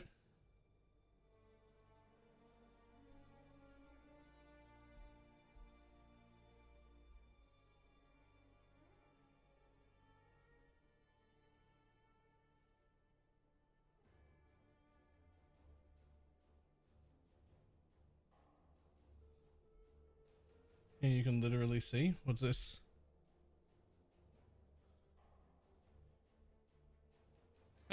Six hours in, 270 people are at level 70. That is 6 hours in. That's more than the top 1%. That's like 0.01% and then some.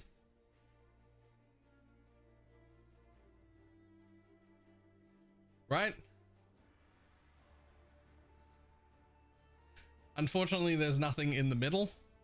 So you have to jump straight to 12 hours, which is then now quite a lot of people. Right?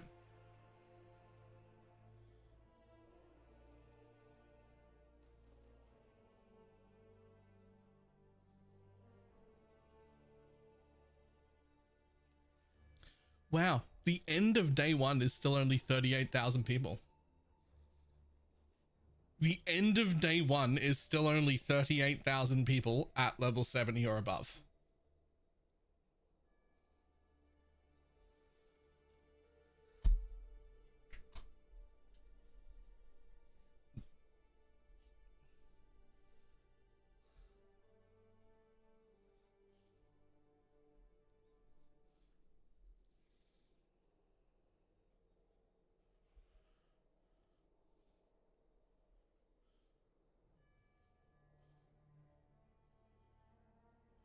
$28,018.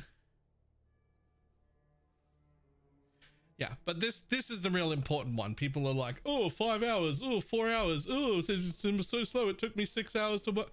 This is 270 people total have gotten to level 70 last league in softcore by hour 6. This isn't top 1% nonsense. This is like top 0.25%. Like 6 hours is a ridiculous time.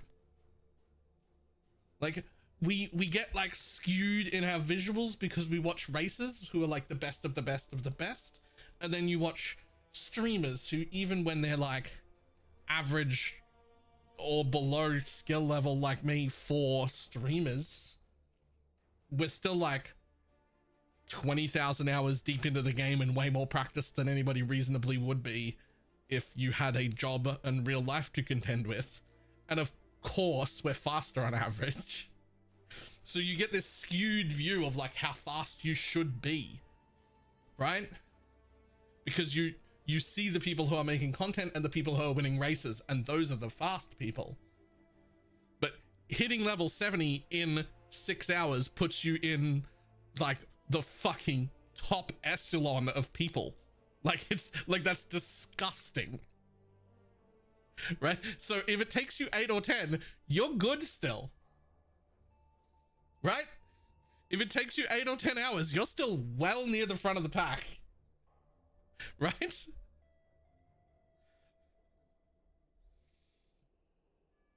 Is that us? Yeah, we're here.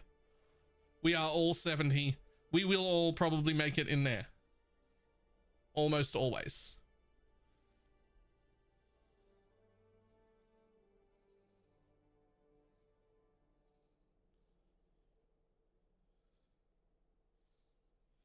I would say we're coming in right at the end of this usually, right?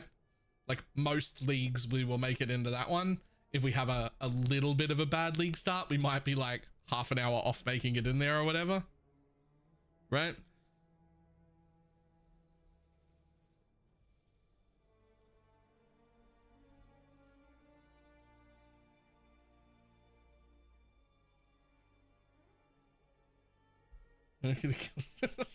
Yeah. Yeah, dude. We just, like, I don't regret it. We killed it. It counts. I vaguely remember it, like, not being worth it at all. Anyway. There, that's fixed. Okay. You know, like, how often, that's just like a bug, basically, right? So Sure. You know, I mean, you're correct. It is a bug. I think that has been addressed in this patch, but it's still extremely creative and cool to leverage that. Like, wait, can I clarify right there then? Can I just take that as a piece? So you said it's cool to leverage a bug, and it's cool if I do that in the future. Right? In some all good, context, this is an extremely blurry, subjective line. So like there. Now, Spawn, if you guys don't know who that is, this guy is Team Liquid's head coach for League of Legends. He is one of the most well-regarded coaches in League. This guy is really known to care about his players, a great coach, a great dad, a great competitor, a really bad PoE player, but one of the people that I've met that I respect the most. So yeah, this is Spawn. Welcome to our pod. Oh, I guess we'll talk about the title after. What's up, Jake? Thank you so much for having me. When you said you were going to introduce me and I had to introduce you, I was a little bit nervous that it was going to be too serious. But thank you. Good introduction. I am Spawn. As John said, I'm pretty excited about this podcast. I think that we've been talking about doing something like this for a little while. I'm going to bring probably more of a casual perspective to the to the PoE side, but obviously used to work at Riot as well, so I have a lot of perspective about games from publisher side and from a coaching side. So should be a good conversation. Jezzy NA was a former top laner of Complexity Red who played with legendary players such as NK Inc. in his League of Legends career before failing and swapping to Path of Exile, and is one of the more alternative build guides out there. If you want to build that you need to press multiple buttons and have significant understanding of how layered offense works, Jung is the person for you. And there is a good chance that a lot of the builds that you need pretty much a PhD in Path of Exile to study won't actually make it to release, as he will get them nerfed significantly before they even get there. But in all seriousness, I think Jung is one of the people that actually fundamentally understands the game of Path of Exile and can explain it pretty well to his viewers. And I think that allows him to build, build guides that are probably a lot of other people don't build. And I really like and appreciate the complexity. I've played a couple of these builds myself. I played his Eye of Winter Arcanist brand. I played his old school Blade Trap with Fatal Flourish. So I think that this should be a fun conversation because I do have some of that. And on the other end, hopefully you can bring some good technical knowledge about the game as well. Formerly described as the bedrock of PoE 1 Bactavian, and similarly described by secret, well-respected informants as the GOAT, my GOAT, and Base Savior, responsible for a lot of the major work on Path of Exile 1 these days. Yes. This is Andrew. It's someone I would love to hear more about, more gloat and glaze, a little bit behind the scenes, but can't wait for the future. And our second guest today is Chris Octavian, renowned amateur League of Legends caster from the time when I was playing amateur League of Legends too. You could call us actually both former amateur content creators. On the real, I've watched a ton of your casting reel from back in the day when I used to scout for NACS, and he's actually one of the most underrated PoE build makers back in the day. I've stolen your Rainbow Trapper as inspiration for 2 races actually in the late 3.1s. Remade that on a quiz, saw the old Krima Necro stuff that I really liked back in the day too. I know Rise was part of that as well, but really underrated from back in the day, and can't wait to be talking to you here today. Welcome, guys. Thanks for having us. Yeah, that's a deep cut, man. I mean, the content, it was actually a smaller world than I remember back then too, but maybe we can get into that a little bit. You know, there's some cross-kind stuff because, you know, Spawn's a caster these days, or it was. I'm not a caster these days. I was a caster 7 years ago. So it's like these days, man. So our podcast is called Take the Bait. A lot of our questions we've already we've talked briefly about what we might want to cover, but at the same time I want to kind of start with something that you guys can choose to engage with or not. I think it's just something I've been curious about. You guys both work mostly on the PoE 1 game, right? Almost exclusively? At this point, yeah, we're exclusively on PoE 1. I mean, both of us have jumped between the 2 games over the years we've been here at the company, but yeah, as of the last few expansions, I've been only on PoE 1. I think Andrew has too. Yeah, I think generally maybe from that period of 2020 up until 2024ish, I would have said I was exclusively on PoE 1, and then in the lead up to 010 and PoE 2's release, I was flicking back and forth a bit. But I'd say now I'm back on PoE 1 solely. Amazing. So then do you guys think that PoE 1 is the best ARPG on the market right now because you guys work on PoE 1, or do you guys work on PoE 1 because it's the best ARPG on the market right now? Well, I don't really think of ARPGs as best and worst. Yes, I play all of them generally, except strangely I've never played Diablo 2, but I plan to play it at some point. Yes, I'd say my favorite historically might have even been Grim Dawn or over Path of Exile 1, but it's pretty close between those 2. See, I'm a far less educated gamer when it comes to this department. I'm very much a very singular kind of person. I have an obsession and I focus on that to probably the detriment of a lot of other things. So I've really not played very many other ARPGs.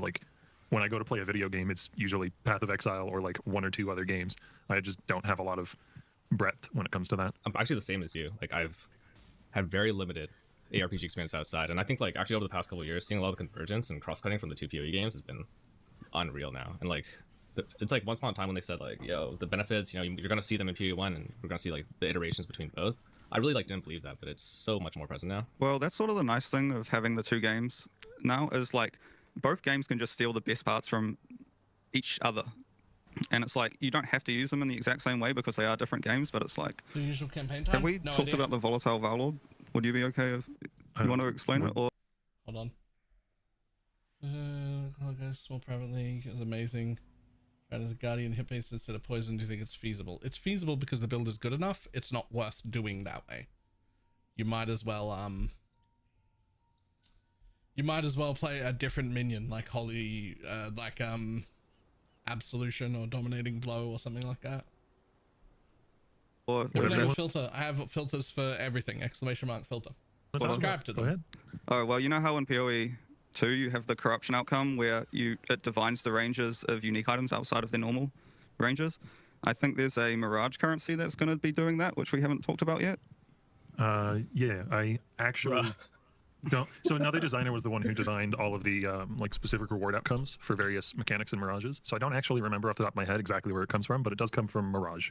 Okay, so how much of those mechanics are like, hey, this cool thing exists in 2, I want to bring it to 1, versus, hey, let's design something that's going to go into both games simultaneously? Rarely is something designed with the intention that it cross-pollinates into both games. Yeah. I say rarely, like I can't think of an example. Often it's, you know, this is a cool thing that has been in one of the games or the other and has been, you know, has shown through battle testing, so to speak, that it's something either players like or we like, or hopefully both. And why not adapt it? You know, if it's a good idea and we can adapt it to one game or the other, working around however that game, you know, the constraints, so to speak, of whichever game, then wouldn't you want to do that? Yeah, for sure. And do you guys like feel like the selfish plagiarism in that sense then like exists in like across other games as well? Like Andrew, like how often are you picking up like a different ARPG and thinking like, hey, I need to figure out a way to do this in PoE 1? And then like hopefully therefore it's like going across like multiple teams, or is it something where you guys try and stay internally with that? Like how does the actual design philosophy work with kind of how you look at mechanics in that way? I mean, there's definitely conscious decisions to not straight up just like plagiarize something from another game for sure. I guess most of the things you'd pick up might actually be like you'd unconsciously gather like certain cool aspects from other games. Like a funny story actually is like plagiarize. Let's go. We started developing all these holy skills like right at the very start of this league cycle. So Chris was coming up with all these cool holy skill ideas, and then I think it was a few weeks later Diablo 4 announced Paladin. So we were like all worried. It's like, oh, hopefully they don't think that because Diablo 4 dropped Paladin that we're going to have to.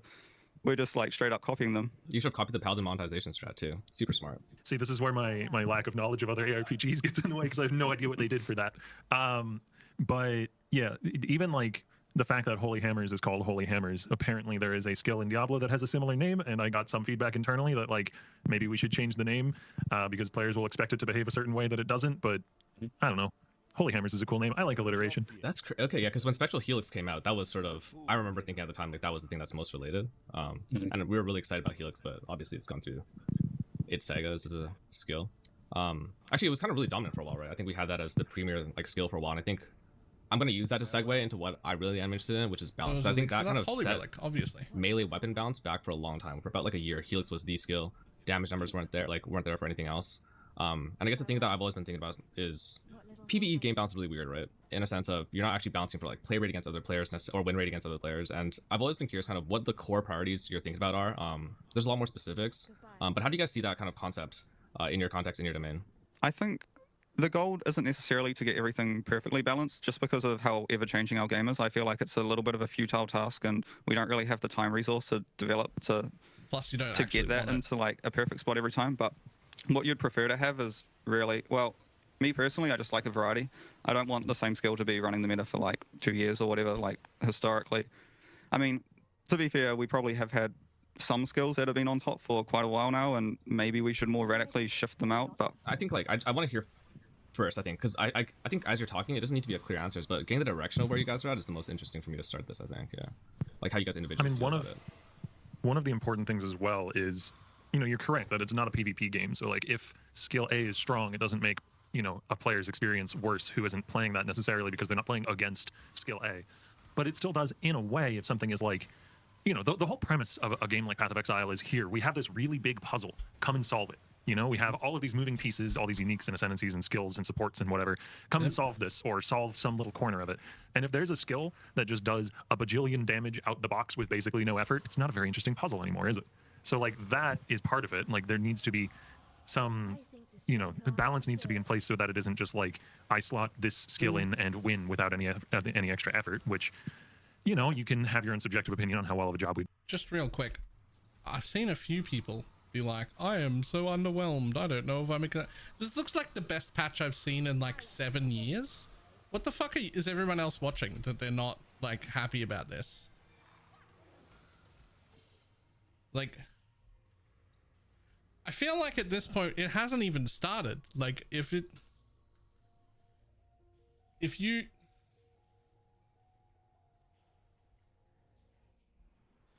like, if you don't find yourself excited by what's coming right now, my suggestion of it, honestly, take a 6-month break. You actually don't want to play PoE because, like, I don't know, you're burned out or whatever. Like, you should take a break because it looks fucking amazing. So if you're not happy now, you ain't gonna be happy. So I go do something else.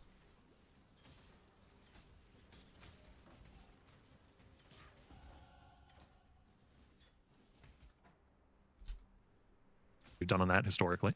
And then you also don't want players feeling like, you know, there are a lot of choices that are basically pointless because this thing over here does everything better than every other choice. So like those are probably the two driving reasons why balance is important, even in a game that isn't PvP centric. Or is there a reason why it's a bit more conservative these days as far as changing goes? So I understand the resource side, but let's say that the concerns then that you're bringing up right now are things like a really stale meta where things are like constantly the same, and then having like false heterogeneity, or false choice, like an illusion of choice, where you could pick all these skills, but like, you know, lightning strike is better than the rest. Not anymore, but hypothetically, right? What's sort of the hesitation these days? Because I remember we used to have those massive balance patches. We'd see like 20 on the low end or like a couple hundred skills just have their numbers changed. Is that a matter of resources these days still? Is that just about care? Is that like, what are the drivers behind not doing that these days? I don't know. I guess it just hasn't been brought up very much. Like, I think there have been times in the past where the higher ups are like, don't shake the boat too much, because if people don't have their like tried and true safe skill, then they'll be more reticent to play the next league. So like, from a personal point of view, I'd love if everything just got scrambled without even like a huge amount of thought going into like what goes up and what goes down. But going back to your like whole heterogeneity comment, that is one of the other axes of balance that we can address. Like, if all the skills scale exactly the same, like a lot of the spells scale in the same way and a lot of the attacks scale in the exact same way. So if one of them is 10% better than all those others, then why would you play any of the other ones? So you need to kind of like try to differentiate all the skills as well in terms of like their damage shapes and their clear speed and their single target potential and their scaling axes. So I have a question. I want to jump in here a little bit. Andrew, I don't know if you played League of Legends, but Jung, Octavian, and I obviously have. Strangely, I've never tried it. Okay, cool. So then you're going to absolutely miss this one. But in League of Legends, when they balance, they like take an average player, like a gold player, and then they balance around that. But if there's outliers, say, you know, a champion is fine in gold, but then has like 100% pick rate in pro, then they'll obviously slap it down and be like, well, we don't want to see the exact same thing played in every single pro game. I was wondering if you guys could speak a little bit about what areas you look at when you're looking to balance skills, is because like I was talking to Jung about this. Like, you're not balancing for Jung. He's playing like 20 hours a day on League Start. Are you balancing around someone that plays, you know, 5 hours a day and the journey that they have through Path of Exile, League Start? How do you look at that? And then I think that a lot of people talk about skills in terms of how League Start actually works around the abilities, but what other levers do you look at as the journey of the league happens? Because, you know, sometimes we're very slow to actually pick up which skills are good and bad as they're introduced into the game, in my opinion. I feel like that's more of like a global question that goes across many, many leagues rather than on a per league basis, because the game's been out for so long now that we've kind of ended up in this steady state equilibrium where this is how things are and this is the difficulty of the game. And every so often we might shake that up with like making Act 1 extremely hard at some point in time and not doing it to the other acts. But yeah, I'm not really sure. Do you have anything on that? I mean, on a specific skill by skill basis, usually my playtesting will consist of like, how does this skill feel immediately when I get it, and for, you know, maybe a few dozen levels thereafter? How does it feel in early maps? How does it feel in like yellow maps? How does it feel in like red maps? And usually when I'm doing those tests, it's like Alk, enter map, do some combat, fight a boss, you know. So yeah, I'm not necessarily doing, I mean, we do have a QA department that also will test, and the QA department actually skews mostly, in my experience, towards testing things in their endgame and like giga juiced and, you know, super entrenched established player sort of context, because usually when we're hiring for QA, that is the kind of person that we hire. We're hiring, you know, people with thousands and thousands and thousands of hours in the game. Yep. So often what actually gets overlooked in testing is that stuff that I try and test while I'm, you know, doing the major tweaks in the implementation to the skill, is the experience of it when you first get it, and the experience of it in like, you know, on a crappy character who's just hit maps. because, and that's not to say that we always get that perfectly right. There are skills that I have implemented that I would like to go back and try and improve that specific experience on. But that is, you know, the first impression, and that is quite important for sure. So then you guys are speaking from it from almost like a vacuum, not in a bad way, but from like your guys' perspective. There aren't like kind of key vignettes of like player vignettes or like player archetypes that you'd be thinking about, like, oh, we need to think about like Joe Blow who enters maps at like 20 hours. Like this guy is going to be weaker in this kind of way. Does that sort of like, is there kind of average player or like medium player that you're thinking about when you do like balancing changes? Or is it just about like this skill compared to other skills? Or is it the tools in the system compared to other tools in the system? I'd say it's more on the skill compared to other skills and this tool compared to other tools. It's like I said, we're at this like sort of equilibrium state with the game where if we're thinking about the average player just getting into the maps, we're probably thinking on more of a global level. Like for example, in Settlers League, when we like decided to buff basically all the melee skills scaling massively. So that's a thing of like, okay, melee players aren't having a good experience. Players typically think that melee is behind other archetypes. So let's bring melee up everywhere. Rather than on a per skill basis, to me, it's more like the skill is relatively worse than another, or the skill is relatively better than another, and we should bring them more closely in line, while also trying to differentiate them in like ways that aren't just damage. So like in terms of that, then I think like yeah, we kind of ended up in a really skill-centric place. But are there other levers that you guys are more comfortable pulling in terms of rebalancing? Because I know like the passive tier, for instance, is fairly static as far as things go, but we've seen some pretty big shifts in terms of say like gearing wise, right? Like the gear meta has changed drastically in the past 2 years, where an energy blade stack or an energy shield stacker used to be really weak, and probably for the past year now it's been very, very dominant in both like racing starts and hardcore and whatnot. So like what levers would you actually look to other than skill jumps when it comes to rebalancing PvE? Our head of QA likes to say that everything is always more complicated than you think it is, and he's absolutely correct there. And it's one of the reasons why the past few leagues, I would say, we haven't seen huge shakeups in those large systems, because you can't really adjust a large system like that in isolation. You know, if we were to go in and make a lot of changes to the passive tree, it would probably have knock-on effects to some uniques and some ascendancies and some skills and X, Y, and Z, and that isn't a reason not to do it. I would love to do all of these things, but yeah, it's tackling any of those larger systems is often going to be like one of the focal points of a league's of an expansion, if that makes sense. You know, like, and that's often how we think about it. A given expansion is like there's, you know, we want to get X number of focal points and then a lot of miscellaneous extra stuff alongside it. You know, for Mirage, for instance, it was the endgame rework, the league itself. Okay. Probably something that I'm forgetting going off the top of my head. Yeah. That's not to say we haven't done many recently. Like, for example, you're probably going to notice you're finding a lot more currency this league. True. You might be slamming exalts on like crappy gear that you probably weren't slamming exalts on before. And I think in like a few of the previous leagues, there might be like subtle things that have vastly affected your campaign itemization, like the Gambler, for example, being in every town. Yep. Yeah.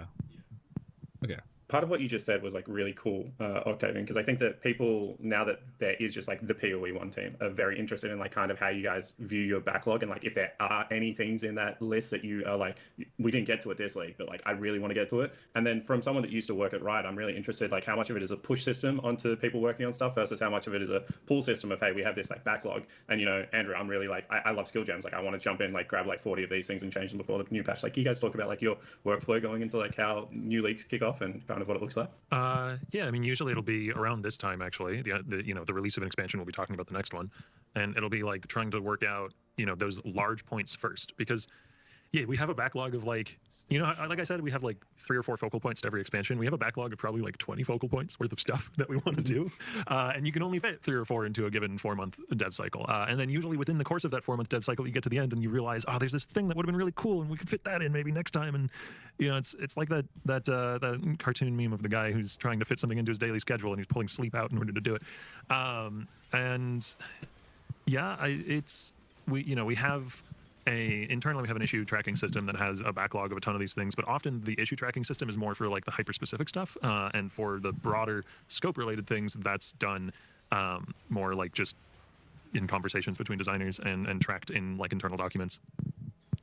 Yeah, I think there's a lot of like cost benefit analysis that goes into like what type of things we touch as well. Like for example, next league, I'm not saying we're definitely not doing this, but next league we could say, okay, we want to rework mana costs throughout the game. And it's like, if you look hard at anything, you're going to find enumerate problems.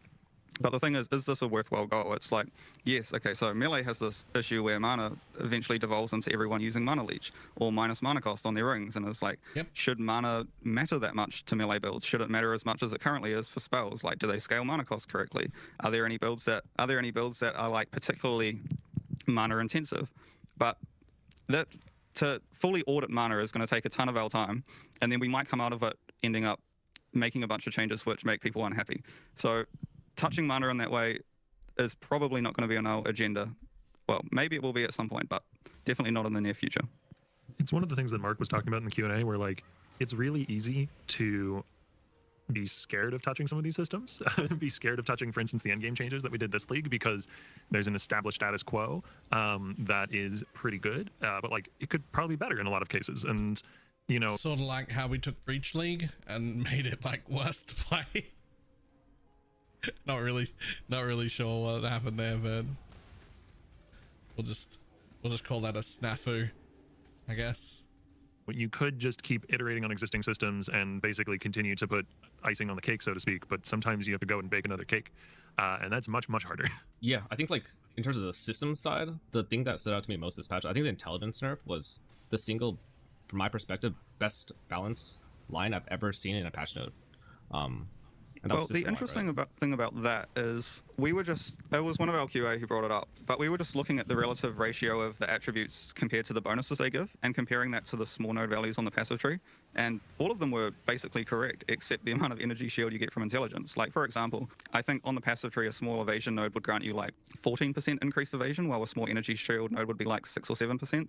So the fact that dexterity and intelligence were giving the same amount of percent evasion and energy shield was just wrong, and I guess that's just been wrong forever. Not to say everything needs to be perfectly symmetrical, but yeah, it was definitely justification for the nerf outside of it just being historically very good for a while.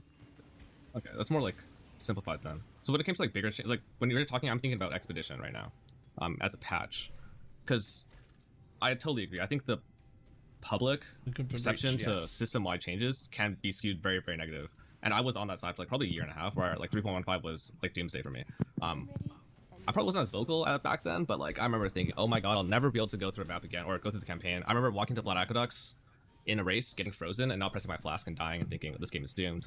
But on retrospect, I think it's, and this might be unpopular, one of the like most important balance patches that ever happened. So is it a matter of building up like equity or trust, or like, and then also on the flip side, how do you see that patch? Like, how do you see a patch like Expedition in the grand scheme? Well, I think there's things in the Expedition patch that I very strongly agree with, and then there's a bunch of mistakes we made on the patch which I think sold it more than it needed to be sold.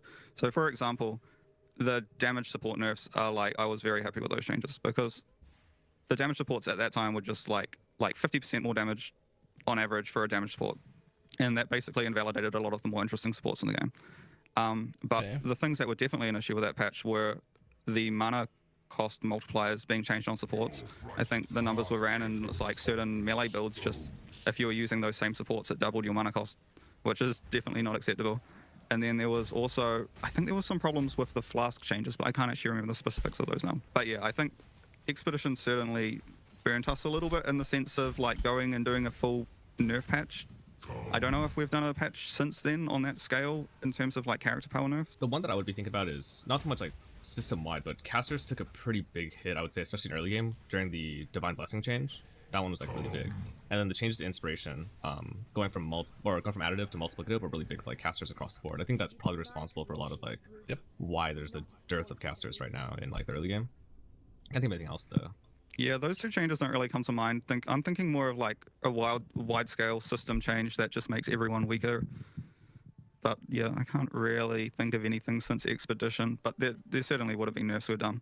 Well, like, I guess for me, like that kind of was like pretty large scale. I mean, I guess there were casters using mana, and there was Archmage, and there was the buffs there, but for like a long time, I think EB and like EB MLM specifically, those two things were really dominant of like at least the league started caster meta. And maybe I'm wrong there. Let me just ramble here instead, or go completely differently. How wrong do you think I am, or maybe more broadly, how dumb do you think the average like content creator, build maker, streamer is in terms of actually identifying what's strong and what isn't? Yo, we're all fucking clueless. Spoiler. If he answers with anything other than we're all stupid and we all live in a bubble that some of us try to get out of and fail and some don't even try, then he's pandering to us to not be offensive. Yeah, I wanted to jump in on this because John told me yesterday that he thinks that PoE content creators are now too good. They've got the game figured out. And I was like, I am really curious to see whether the developers actually think you guys are good at figuring out their game, because I don't know whether that's true. Like, I think that every now and again, like, people completely whiff on what is actually strong in the current meta, and then you find it like 6 months later. Well, this is just anecdotal because I played Kinetic Fusillade last league, right? I leveled it throughout the game and it was super, super smooth. And I played it all through endgame. And then usually what I do is I farm up a ton of currency and I'm like, okay, what am I going to invest my next build into? So I actually go on my local dev client and try out a ton of people's builds, like build creators ones that I see on Ninja. And it's like Kinetic Blast just didn't do it for me. Fusilade's just better. So people, even though Kinetic Blast was the more popular skill last league, I guess people didn't pick up on Fusillade so quickly, but it does seem to be pretty popular now. I guess the other side of that coin, though, is like people will come up with builds that we just never saw coming in the first place. You know, like the whole, I don't remember the name of the content creator, so I feel a little bad not being able to shout them out specifically, but the guy who made the build that constantly canceled his own portal cast in order to spam out, you know, spells, like that was not expected and is a very cool build. You know what's crazy? Stuff like that. I remember on week 1 of the league, there was like someone sent me a video of Billy showcasing the interaction, and I think I had forwarded it to GGG like right away. I was like, hey, there's no way this thing lives past like, I'm not even gonna bother making a build with this. There's not a chance this thing lives. And I saw it come up like a month later on an actual build. I'm like, what? Like, when it comes to things like that, you know, like how often? That's just like a bug, basically, right? So Sure. You know, I mean, you're correct. It is a bug. I think that has been addressed in this patch, but it's still extremely creative and cool to leverage that.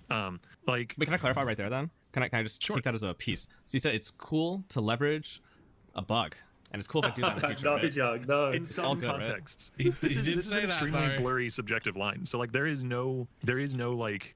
People look for like this, you know, word from on high, this authoritative take on like, you know, okay, what can I do? What isn't a bug? Like, I can't anticipate the bugs that will be found. We try to. We have a QA department that's dedicated to trying to, but there might be, you know, there's always the chance that there's something in the game that, you know, I've overlooked or, you know, all of us as developers have overlooked that gets found. And then it just has to be subjectively assessed in that time. Like, it is really, unfortunately, just purely case by case. No, and I think that makes a lot of sense. But Octavian, I'm kind of interested in your thoughts on like the OG question. Like, do you think that content creators are up to date with what is strong within the game, or do you think that, you know, are we playing in Freesia what was actually strong at the start of Keepers? Like, how good do you feel like the community and content creators specifically are at reading that meta balances within the game? There's definitely some lag, for lack of a better term, I think there, but I think that's not necessarily, like, I wouldn't want to say that's because, you know, the people playing the game at the highest level aren't smart enough to find these builds. There are definitely people who are making extremely I'll make that builds. comment for you. That's fine. Like, well, no, because I have an interesting perspective on this, because I was a content creator for Path of Exile for years before joining the team, and if you want to be really successful at League Start, what you want to do, like, the perfect build is a build that has some new stuff going on that also is on a foundation that people trust. And then people will be like, oh, I know that this can be strong, but there's also some new cool interaction or new cool unique or whatever that it's using that can draw me in. Like, people want, you know, I know this is going to work. I know this is going to be foundationally good, and also a little bit of spice. Like, that's the perfect build guide. You know, you'll get the most traction, the most people watching, you know. So, like, there is an incentive to innovate a little bit and not too much at League Start, to be honest. Okay, so let's talk about that, because on top of like whether they're good or bad, there's obviously PoE for a new player especially, and for a lot of intermediate players. If you don't have a build guide, you struggle to play the game. Like, that's just straight up true. So how do you guys view like dev versus content creator relationship in terms of like actually putting out these good build guides? Because you're right, if you have someone put out a bad build guide, it completely destroys League Start for a lot of people. They never log into the game again. So how do you guys view that, and, you know, what's your current thought on GGG's relationship with like content creators and build guide management?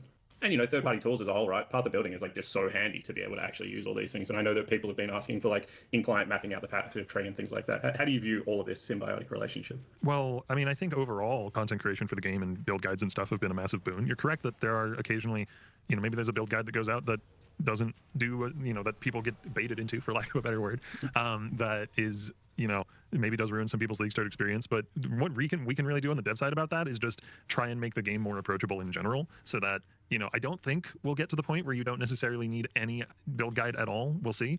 But we can definitely do more on that front. For one thing, like, the whole keywording system from PoE 2 is something that I'm personally really keen to bring back to PoE 1, because it's way better than the hold alt for reminder text system that we have right now.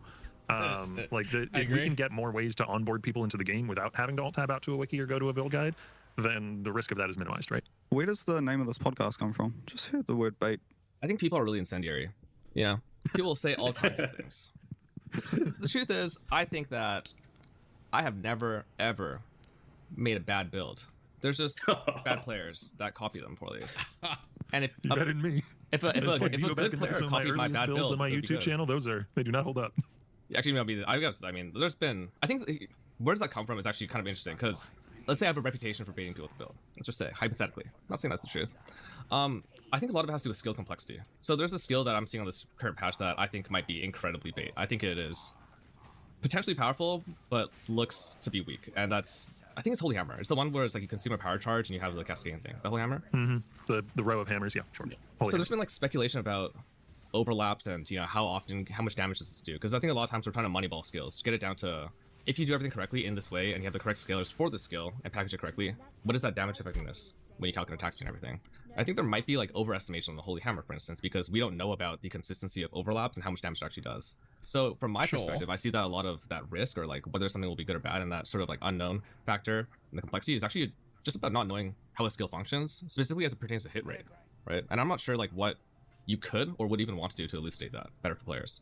I don't know, because I think this fundamentally comes down to like what kind of player I am as well, because like we have this game that like I said earlier is this incredibly complex puzzle, and that kind of encourages people to solve it, and it also attracts people who want to solve that puzzle. And for a lot of people, it's just about like solving the biggest number, you know, or maybe you pick a skill and then from there you solve the biggest number for it. Whereas when I'm approaching a build, I more want to like get the numerical aspect of it to a point that's comfortable, and then it's about solving how the playstyle feels for me. I don't know. I feel like I'm not answering your question super well. I'm not trying to dance around it. I think I have a very different way of thinking about this sort of thing than necessarily translates well onto like, you know, a DPS estimate or just numerical estimates of how effective a character is. Like that's just not necessarily how I look at a build most of the time. Yeah, I feel like from a player's point of view, the new skills are like, there's more excitement in not knowing how effective it is just by the numbers off the gem. How much lower is the zone compared to the enemies? Do I just want to be within 2 levels of the zone? So I believe that it's within 4 levels plus 1 for every 16 is the formula for the how far away you're allowed to be while you get full XP. So there's actually a pretty decent range. So what that means, it might be plus 3, plus or minus 3, plus 1 for every 16. So what that means is in a level 10 zone, you can be, you know, you can be level 7 or level 13 and still receiving full experience. But if you went 1 further up or 1 further down, you would lose experience, right? But then at level 16, you get 1 extra buffer. So now you can be 4 levels higher or 4 levels lower. At level 36, you can be 5 levels higher or 5 levels lower, etc. Right? But generally speaking, that's going to leave you either way overpowered or way underpowered for the zone. So most of the time, what we're trying to do, if we're going as fast as we can, is just to be 2 levels under the zone at all times. Like if I find myself more than 2 levels under the zone, I might want to kill an extra pack or 2 in that zone. If I find myself only 1 level under the zone or on level, I might want to start skipping more monsters. Because of all those external factors, by not knowing the hit rates or the number of overlaps, for example. So I feel like I sort of like there not being perfect information going into a release for that. I was going to say that's interesting because you got someone like Jung that's going to look at a skill and he's going to pull it apart, and if the damage effectiveness isn't high enough, he's just never going to touch the skill, right? He's like not even going to do it. Then I assume that there's like the average person that is like, oh, you know, I played Paladin in all of these other games. There's now Paladin skills. No matter how little damage I do, I'm going to try and grind this one out and stick with the skill. And I guess like that becomes like nearly an economy question, because it's like, okay, if the skill operates in that way, then how far ahead or behind do you become in the economy? Because if you play a great skill, you get ahead if you play the game enough, and then you're able to make the skill even better. So I think that that's actually quite interesting, going back to the first area of like balance of like how you approach like how these skills operate within in a game that has such a big economy on League Start, you know, because I think that that is something that we were also quite interested in, is like, you know, do you guys balance your skills around like, you know, this is mainly a SSF player that's going to interact with chat a little bit, or do you guys think about your skills as in like, hey, we have, especially in softcore trade, we have like a completely wide open economy. You have access to completely every single item in the game theoretically, and a lot of them are quite cheap after like 2 or 3 games. You know, that's what we expect the players to be able to utilize to be able to create these build guides. I will say that like when I'm approaching trying to come up with skill concepts, all of that is not unimportant, but it is secondary to, does this skill have a cool power fantasy? Like, does the skill have a cool, unique way that it functions and that fulfills a certain, you know, like I want to be dropping giant hammers on huge packs of monsters, you know, like that is why Holy Hammers exists. And then from there, it's okay, well, what spacing do we need on the hammers in order to have it be competitive in terms of overlap? What, you know, what effectiveness does this skill need given that it functions this way? But like, we first determine how does the skill need to function in order to fulfill the cool base fundamental concept, and then you know, work out the balance around that. And that sometimes means that you get to the point where you're trying to work out the balance around the cool base fundamental concept, and you just can't, and then the skill gets cut. There was actually one additional skill that was meant to go. Real quick, where the fuck did Living Lightning support go? Oh wait, that was Act 2. So what do you put in here in Act 1? What did I say to put in Act 1? Fuck. That's right, minion damage. That's right. Baylor, why are you so confused? You wrote the guide. Okay, well, sure. But my memory's trash. Just as a... When I play my own builds, I generally have my own build guide open, except it's usually open on the screen that is currently doing this little thing. Right? It hasn't abandoned us. Like I have my own build guide open when I'm playing. Right? There's a guide. Both the guides are published already. The SRS video isn't done, but it should be soon. Hopefully. But both the written guides are fully updated. He's not saying he's getting old, but... No. It's been like that my whole life. That's not a getting old thing. I've never had a memory that works. Go into this patch that, you know, the concept was cool, but it didn't translate well enough in-game into, like, actual play in a moment-to-moment level. And it's been told it'll maybe get redesigned and go into 329 with some changes, or a future patch, or become a unique item or something. We don't want to waste the assets that have been made, but... Yeah, like that's not to say like it's only about power fantasy and class fantasy and whatever you want to call that, but it is like the starting point. No, I think that's really cool. I love Crackling Lance. It's like one of my favorite abilities. Like I'll run it like probably like once every 2 leagues, even though I think it is a little bit like underpowered at the moment, because like I just love the power fantasy of like big beam becomes small beam when I have to stand still and like concentrate on something. Like it's just such a cool ability to me. So yeah, I do will agree. Say that that's cool. I think next patch, it has been tabled quite a few times already, but self-cast is definitely on our radar. Oh, and there is also a new exceptional support specifically for intensity-based skills, which might be pretty good with Crackling Lance this league.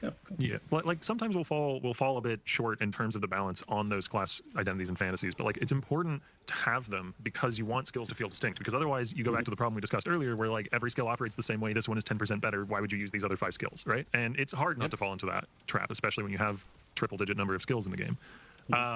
But yeah, something like Crackling Lance is a good example where it's a cool concept that maybe just needs some more numerical love, and that could be in 329 or 330 or whatever. And it's good to have those cool concepts in the game because you can always buff numbers in a future patch. To me, it seems like arriving on the right number is going to be really hard because of certain things as far as design space go. Like I think there's certain mechanics and items and skills that restrict the design space of everything else. Because in their absence, you could be a bit more like relaxed, but with their presence, it becomes ridiculous. Like things like Penance Mark, for instance. I know like on release, you try using faster casting instead of Living Lightning in Act 2. I did. I thought Living Lightning was a bit more damage and a bit faster, but it was only very mildly. I'd be super comfortable if you didn't like Living Lightning, if you just swapped it for faster casting.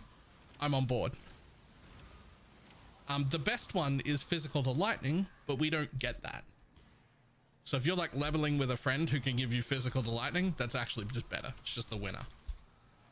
You do want to hear about that specifically when it was like introduced, but at the time of Penance Mark's release, I remember building around it because I saw the trailer. I did a bunch of like screen measurements to see, okay, is this within 1.5 radius sometimes? And I made a whole low tolerance Pathfinder proliferation setup. Skill comes out, forget about what Peacock did on League Start, but now it's at 3.5 to 4.5 radius. And I saw, I guess, how problematic it would have been, but there's like that aspect. But then I think about like, even now with that in Southbound, you get like massive issues with overlaps. I think Nimbus is another great example of an item that might have greatly restricted design space. I've always thought about what if I just like didn't do that. Like return projectiles, kind of setting what you can and can't do in terms of introducing new projectile skills, balancing that. Do you think there's like big problem outliers that you wish weren't there? Or is it just something that's more interesting now for your problem solving to create that puzzle? Well, I think something like Nimbus to me is more fine because it is such an extremely rare in-game item. Like, yeah, for the average player, they're probably never seeing a Nimbus. What was the other example you gave, sorry? Penance Mark. Yeah, no, Penance Mark is getting near Wormblaster in terms of like, or the Writhing Jar in terms of levels are problematic. Whenever we design a new skill, someone's like, but what about this and this with Penance Mark? So maybe it will be adjusted at some point because it does keep on cropping up in terms of our like QA testing. Now, this should not be taken as there being any changes coming to this keystone, but like definitely not. Maybe this will get clipped out of context still, we'll see. But like CI is the biggest example of this. You know, just immunity to a full damage type is very cool. Like that's super iconic. CI is an incredibly iconic keystone, and it's great that it's in the game, and it means we can't have an endgame boss that's full damage chaos, right? because otherwise you play CI build, you're immune to it. You know, you can't have this thing that's supposed to be threatening and challenging do full chaos damage, or else suddenly you can click a keystone and be completely immune to it. So like it is, yeah, exactly. But like if you want to put cool stuff in the game that's transformative and game changing, you have to build those constraints for yourself. It's impossible not to, or else everything is milquetoast. You know, everything is like flat and vapid if you don't have interesting spiky constraints that you have to build around. I definitely see like some things is adding more and some things is adding less in that way. Like I remember when I was going through the unique design process, when I was looking back at some of them, I'm like, oh yeah, given what happened in the next few patches, this would have, adding this one item would have actually removed 3 different items, 4 different skills, and the possibilities for like 2 different skill trees. But when it comes to like overlaps and splash, I think that's always going to be one to consider. The other thing I had about that was, I guess like, it was reminding me that penance marks, that specifically, the implementation, it basically, and correct me if I'm wrong, it changed from the time that on the trailer to when it was launched, right? The skill functionality. I think yes. The radius at which the ghosts spawn around the monster was made further away. I'm pretty sure. I don't know if there were any other changes, but yeah, that was certainly the case. So then, do you think there's been like an increasing degree of comfort from your guys' side in terms of changing the game, or like changing what's the state of balance or skill functionality or item functionality from the point at which the patch release happens on Thursday to when the patch actually drops on Friday? Or sorry, the trailer on Thursday to when the patch drops on Friday? Because I feel like from my perspective, there's been a lot more. Every day we have like a ready list of notes, whereas back in the day it felt a little bit more conservative in that way. Well, I guess also it is, we used to drop the patch notes on the Wednesday before the release, so we do the patch notes far earlier than before. So I guess it hasn't really changed our like freneticism in terms of like trying to get more and more changes in just before release. Yeah, I guess you're now just like seeing a lot of the changes that would have previously been invisible at that point, because yeah, there is usually, you know, last week before release, there's something that comes together and we didn't realize, you know, this is going to be a problem, and then unfortunately you have to fix it. I want to avoid that as much as possible. Like I really dislike, one of my favorite things about the role, about the job, is being able to like show players cool stuff, and I really dislike when I show a player a cool thing and then it's like, oh wait, no, actually we have to change that. So I want to try and minimize that as much as humanly possible, but sometimes it slips through. What do you guys think about your timings at the moment? Because I know Octavian, in the Zeus interview, you were saying that you love that there's a certain amount of undiscovered things going into every new patch, and sure, it gets data mined and stuff, but the average player probably isn't looking at that. Do you guys now like the change where the patch notes are way earlier and people get a longer time to plan, or do you think that there is a way that you would go back to like maybe later patch notes and having a little bit more surprise going into the actual league start week? And I remember like waking up, like I'm Australian, like waking up at like, you know, 2-3 a.m. putting the final touches on builds, you know, the morning of the league launching. I think personally I preferred the patch notes being on the Wednesday, but the reason for that was because I feel like on the Friday of the live stream you get too much information overload, because you have the live stream, all the new stuff, and then you also have the patch notes. So having like that teaser season prolonged from like the live stream, and then you're also looking forward to the patch notes in a few days. This isn't going to translate into a change of policy on this front. This is just purely a personal opinion. I really like having stuff in the game that isn't in the patch notes that players can discover. Like I said on the Ziz podcast, this time around, that's all the like little campaign improvements. You know, like that's kind of where I put that energy. There's a bunch of little rooms in the campaign, little rewards and stuff. We showed one. I specifically asked that we not show more than one because I want them to be discovered. I want them to be found. And also that is the kind of thing that's relatively safe from data mining, thankfully, because I don't think, maybe I'm wrong on this front, but I don't think data miners can actually access like the specific locations of things within the files that control, you know, level generation. I think uniques are the other place that's like really well hidden before the patch. Like we have no idea what most of the uniques are, and like the last patch, Valborns, it like drastically shifted what the meta is, their accessibility and everything. So like I think there's other places where there's a lot of undiscovered potential. I mean, it calls back to that tension that I was talking about earlier, back when I was, you know, live streaming the game for a living, where like before league start, our game is very complex, obviously, and people just want to know that their league start is going to be comfortable and good and solid. And so that, I think that is what drives a lot of the desire to have as much information as possible, because you want to know all the variables so that you can have a comfy league start. And I relate to that to some degree, but also I really, really like the whole community discovery aspect of it in the first week, where you see these posts of people going like, oh, look at this cool thing that I found that we haven't seen yet. You know, this cool new unique. So there's a balance there to be struck. I think releasing, you know, skill changes, character changes, ascendancy changes, you know, passive tree, all of that is very important, having that ahead of time. But yes, new uniques, yeah, I don't think I'd ever want to, you know, start teasing tons and tons of those before launch. Yeah, I'm not 100% sure if the exceptional supports can be data mined or not. I think they can, which is a little unfortunate. But I think you can infer where they're from, mostly from their flavor text and name, potentially. That will be the more interesting thing, how to get them all. For those ones as well, like I'm more okay with those being something that the community discovers, because they're very much less likely to impact your league start plan, because it's not something you get until you defeat, you know, end game bosses probably multiple times. I'm with you. Like one of my favorite recent leagues was actually Mercenaries, and it was because it went from these things are useless to these things can buff you amazingly to every single day on Reddit, like a different person posting how their merc is now soloing the whole game and they're sitting there doing nothing. And like the evolution of that was like actually so cool to like watch. And like I think that if that had been solved beforehand, you know, that would have been like a real downer on that league in particular. I think I like the uniques thing. I think the old uniques is where I might have more concern insofar as, and this is the only time I'll lobby in this whole session. Is there any chance that when you guys change the unique tiering of a specific unique, that there might be a more public communication of that? To contextualize this, in Arch Nem, I made a build for Nightblade, Perfect Agony, Structural Helix, using Ungles, which was the most common unique tier at the time, or maybe second most common. And that, for some reason, it was bad, by the way. That build was bad. You can talk about bait build. That build was worse than just not. I unclicked Perfect Agony and that build got better. Anyways, that patch, Ungles went up to, I think, T1 or T2. In like kind of in secret. So like on the league start, it was one of the more inaccessible items. I wonder, could we have like a communication of that when that does happen? Because for instance, this patch we have Foulborn Ghost Ride. Will things like that be accessible? Or that'll be like hard to get? I hope not. That's so far. Well, interestingly, it is now easier to know when a unique has changed rarity on release than before, because you can just go to ROG in King's March and see how much dust it sells for. I was actually contemplating if that is like if we wanted to make it more secret, and that when we change the rarity of uniques, we don't actually affect their dust cost at all. But honestly, I don't really have a strong opinion either way on whether or not we should be revealing. I just know that historically we haven't really announced weighting changes to the players. Yeah, you should do that. That's amazing. We would probably need to, you know, loop Mark, maybe Jonathan, in on this, because it is a very established historical trend with, you know, this game and PoE too. So I wouldn't want to, you know, make that call without at least consulting them. When an item's normal version is not very, like, it's fine, but like, you know, not exceptional, but then the Foulborn version of the item is insanely powerful. Let's use Go Thrust for the example. Like, is there ever going to be a splitting of the tiers, or are they always similar tiers? And again, like, I understand this is probably not a concrete answer area, but I will say we have the ability to control like what percentage of the time the unique does become Foulborn, or if it has more than one Foulborn outcome, we can like make one of those outcomes rarer than the other. So I'm not gonna like say which ones are rare and which ones are common, but yeah, we do that for a few of them. I hear what you're saying. Good. It scares me what you're saying, Andrew, in particular, for sure.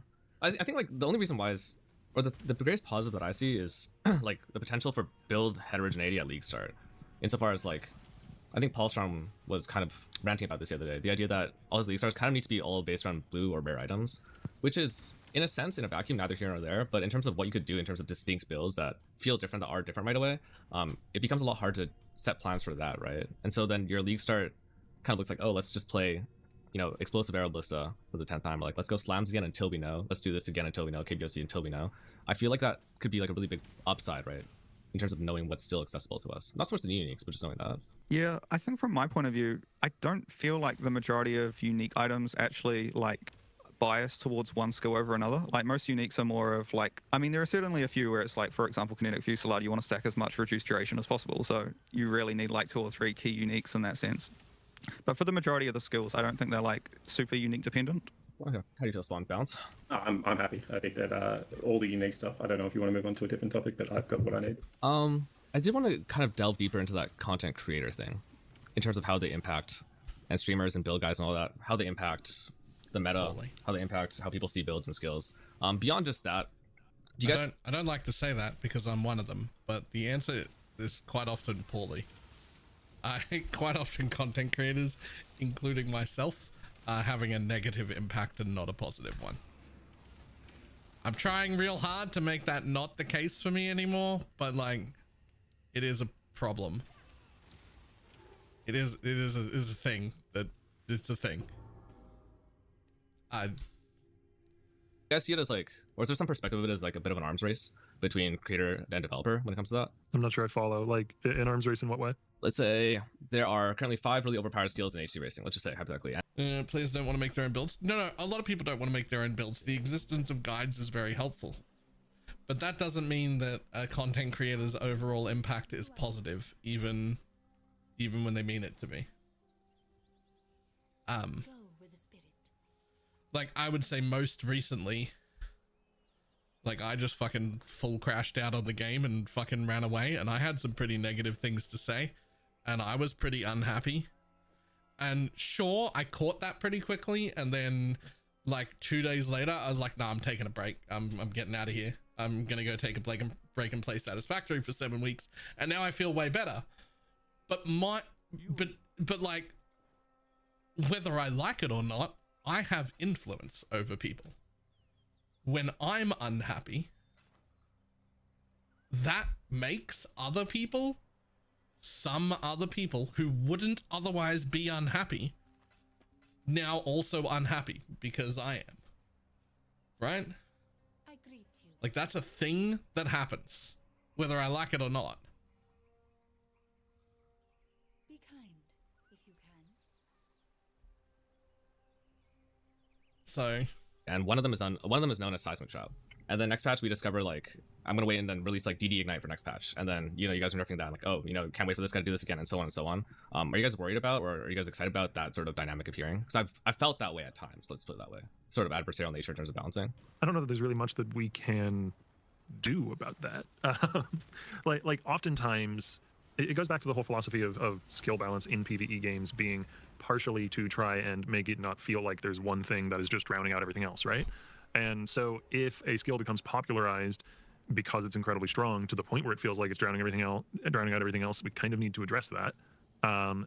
Or if we don't, we lead to a stale meta, and that is something that people very much dislike. again, if the alternative is toxic positivity, I'll take honest any day. Yes, sure, but those are sort of extremes, right? Like, my recent fucking crash out was a pretty extreme response. Toxic positivity is pretty extreme on the other side. Neither of those things are good. Right? Like, surely there's a healthier spot in the middle where you are critiquing the things that need to be critiqued in at least a helpful way. Which is like what I've tried to do normally. But not always. I don't always nail it. So whether that was because it got popular just because the numbers are obviously insane, or got popular because, you know, one person was super responsible for that popularity, like how it got to that point doesn't seem as relevant to me as like just addressing a stale meta if one comes up. Is how like biggest popularity of skills still factoring in? Because I know it used to be like really publicly mentioned as the premier thing that you guys look to in terms of reducing power. It's probably because of the perception, or I don't know, probably because of the fact that people will become very unhappy with a stale meta. Popularity factors in because that is a large part of what determines what a meta is. I wouldn't say it's the sole factor. Like, anytime that I come to Andrew with, you know, hey, maybe we should take a look at this skill or this archetype or whatever, Andrew's response is always to pull up a bunch of spreadsheets and start comparing balance numbers and comparing damage numbers. Like, it's not like, ooh, this is really popular, make the numbers 20% lower. But it can be an impetus. Okay, first of all, I didn't call you Blizzard North. Relax. I have seen. Also, I didn't throw that out publicly. Going. Hello? But it was a pretty decently bad crash out. The only reason it wasn't worse is because after stream, the day I was like fucking burned out and done, after I had a sleep, I went out and had breakfast the next day, and I think I took the following day off.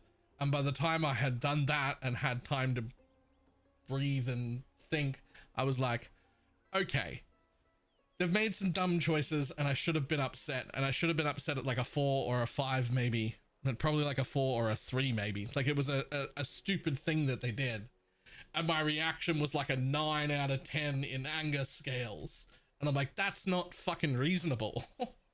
This is not a measured response that you've had. This is an emotional response that you've had. And so now I had to like figure out why I was reacting so harshly to something that was bad, but on a much lower level of bad than where my anger was. Right? And so I had to, I ended up realizing it wasn't the mistake, the stupid thing that they did on its own, is the fact that I was already so fucking burned out. Right? I already didn't want to be there. I was already burned out. And then stupid shit happened on top of it, and I'm like, my already not fun thing got even less fun. Right? And so that's how that like sort of crash out happened.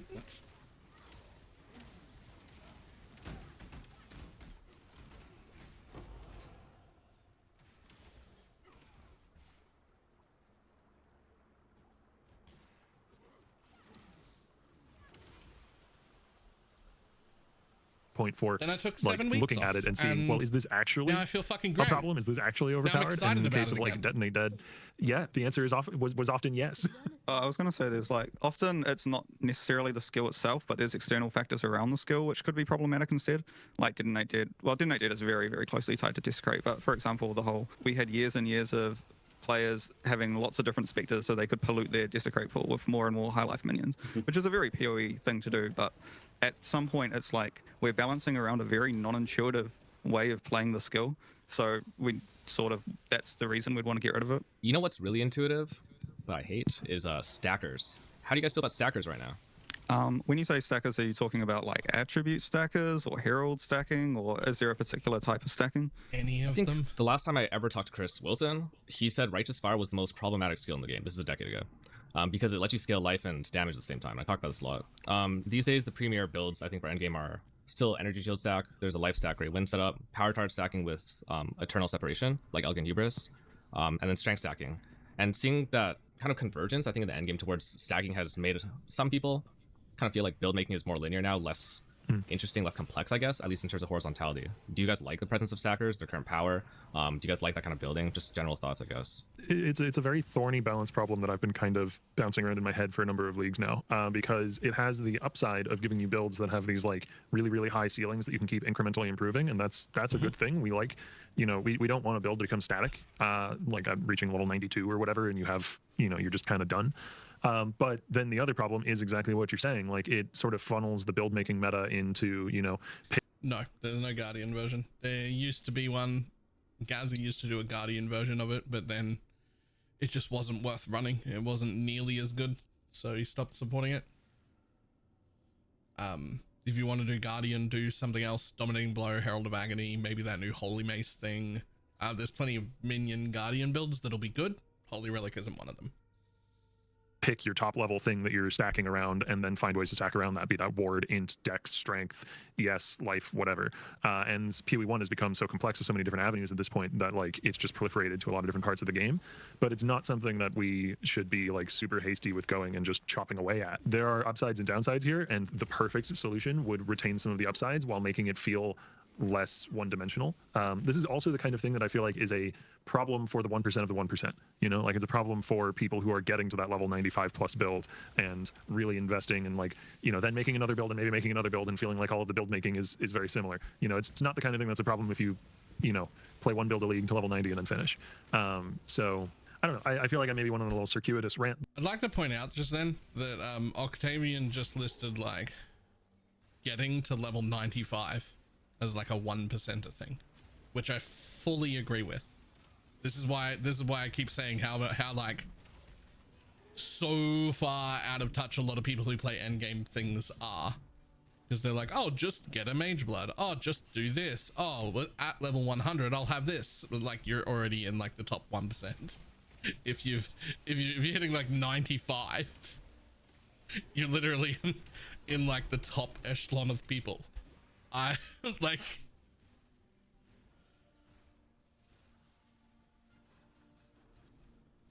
there, but regardless, like it is something that's been on my mind. I just can't speak to any specific changes because I haven't figured out any specific changes. It's the same thing. There's a number of problems at any given moment that are always just in the back of my head, and I'm trying to come up with a solution, and usually something pops into my head at 2 a.m. some random day. Mercenaries is on that same list. Like how mercenaries? How?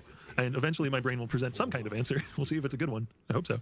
The way I see it is that it's about a separation of offense and defense, right? Because all the skill and mana and armor stacking are the same. All of these stackers are able to really scale at a very high level, both offense and defense at the same time. But you'll notice one I'll never mention is dexterity stacking. Because I think the only defensive scaler for dexterity, save for like Nerfretia and whatnot, is Guard Cons, basically. You could say Shaper's Touch, right? So isn't it about the separation of those things, which kind of, from what I understand, used to be one of the core principles in terms of introducing like mechanics, items, and skills. Yeah, I feel like over time we have added more and more things that scale both offense and defense, or scale damage off life, or scale damage off the energy shield, stuff like that. And it's certainly, like it's been brought up, as like the more and more of those mechanics you add in, they're like multiplicative with each other. So it's like making those builds stronger and stronger over time. Like it certainly has been on our radar for a while, and we are making a couple of nerfs this patch to energy shield stackers in particular. But we will I think we probably will make future nerfs to these type of builds. I was wondering if it was like quantitative or qualitative from your perspective, but that's interesting to hear it that way. I want to completely change the topic for a little bit. Crafting is a skill in PoE that I think like is really entertaining. to watch, and the people that craft the best are like actually like can separate themselves into another tier. I think crafting leagues lately have become a little bit, they do all crafting better than the other crafting mechanics in the game. Like, you know, the tree, for example, just spit out fractures better than anything else, spit out like high DPS axes better than anything else, spit out like everything better than anything else. And then like this might be the best looking patch that I have seen in, I don't know, I want to say like 5 or 6 years maybe. Also, yo, with a 37-month resub. Now I can see him. This is 2 places. Go back to Necro, that was kind of the same. Every single piece of the gear eventually was like double fractured off Necropolis. Then you go back to like even Harvest. Does that make you scared to introduce new crafting mechanics into the game? And if not, do you think that the current power level of like, because I think you need to engage in the league mechanic. It needs to be slightly better than the other mechanics in the game, probably on launch. But it just seems like the power dynamic seems a little bit off to me at the moment. Like asynchronous trade was good and all, and it is. It's fine. It's great. But like, is it that important? Is it that big of a deal? It was a quality of life thing, but it didn't change anything. It just made trading quicker, right? Like, it's good. I don't want to like shit talk it. It was fantastic. But is it important? Not really.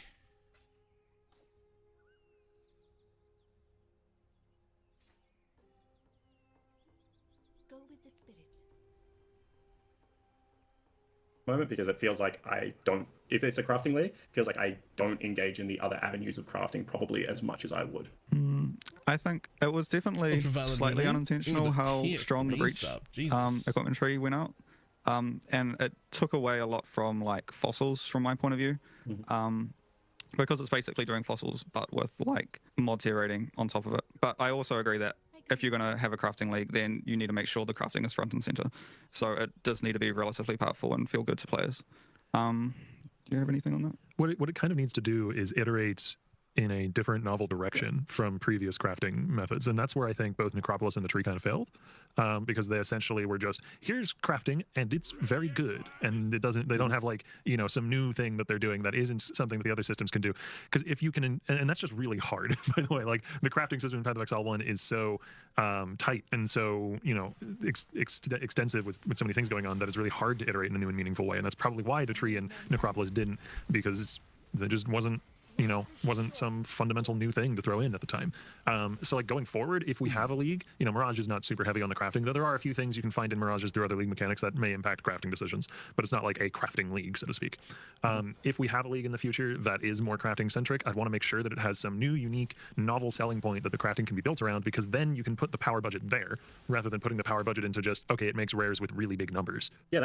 Also, side note, we're not really practicing leveling. This, what you're seeing right here in the background, this is the Subway Surfer equivalent for Path of Exile addicted viewers. Basically, the TLDR is you need something Path of Exile related happening on the screen for your little goblin brains to be entertained by, while we also watch a podcast. Because just watching a podcast on its own makes people get bored. Because every single goddamn one of you's got ADHD. All right? That makes sense, because from my perspective, the thing that I liked about Necropolis is, like, I was playing, I think, Poison Molten Strike at the time. Like, I still had to go to Heist to actually get the corpse to be able to make my pneumatic daggers, right? So I still had to engage with different parts of the game to be able to do the crafting that, like, I needed to do, whereas it has felt like in the past, some of the leagues were, like, you just did the core game of mapping, and then you were able to access, as you said, like, fossils, or, you know, it seemed, like, strange that it would pull you away from the part of the game that part came to, but I really like that you guys are addressing that at the moment. I don't know if you feel similarly. An emphasis on all league mechanics, and we're not in that place yet, we're certainly not in that place, but an emphasis on all league mechanics having some interesting, unique draw that you would want to do that thing for is very important to me personally. Like that I think is what gives the game its longevity, or is one of the foundational things that gives the game its longevity. Being able to go like, you know, oh, I want to specifically, you know, build around and invest into Heist or Delve or Delirium or Blight or whatever, and be rewarded in a way for doing that I wouldn't be rewarded in for doing one of the other choices I could have picked. Is there like a favorite crafting system for each of you guys? It's definitely ROG from Expedition. And I think the reason I love ROG so much is because it just strikes the right balance between non-determinism and having a lot of player skill knowledge to like leverage your way to like economic returns effectively. So it's like, yeah, it strikes the right balance between RNG and like me thinking that my skill is what is causing me to do well when I'm crafting from rock. Rogue is a really interesting one because he doesn't actually give you anything that you couldn't get from other systems. It's more like the way of interacting with it is the thing that's unique there. Yes, I also like how he gives you like very strange items sometimes.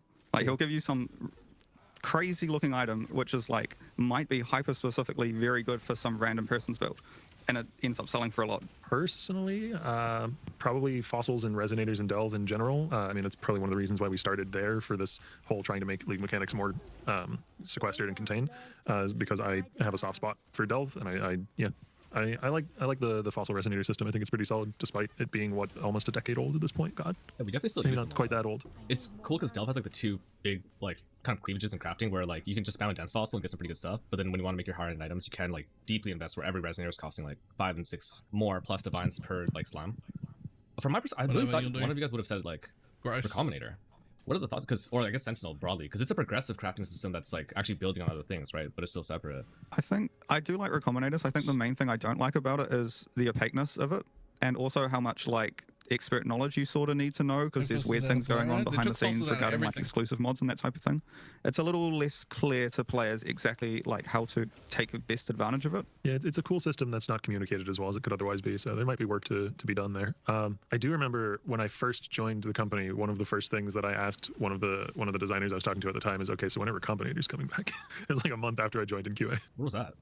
What was that? League would that have been? What league would that have been? I think I joined basically as Sentinel was finishing up. Oh, okay. So okay. I do like I think like there's still I get what you're saying about the complexity thing. I feel like that's what makes it interesting to me, because my biggest problem with Tree this patch was how simple it was. Like the power is its own issue that can just be like, it's a lever that can be pulled, right? You can just change numbers.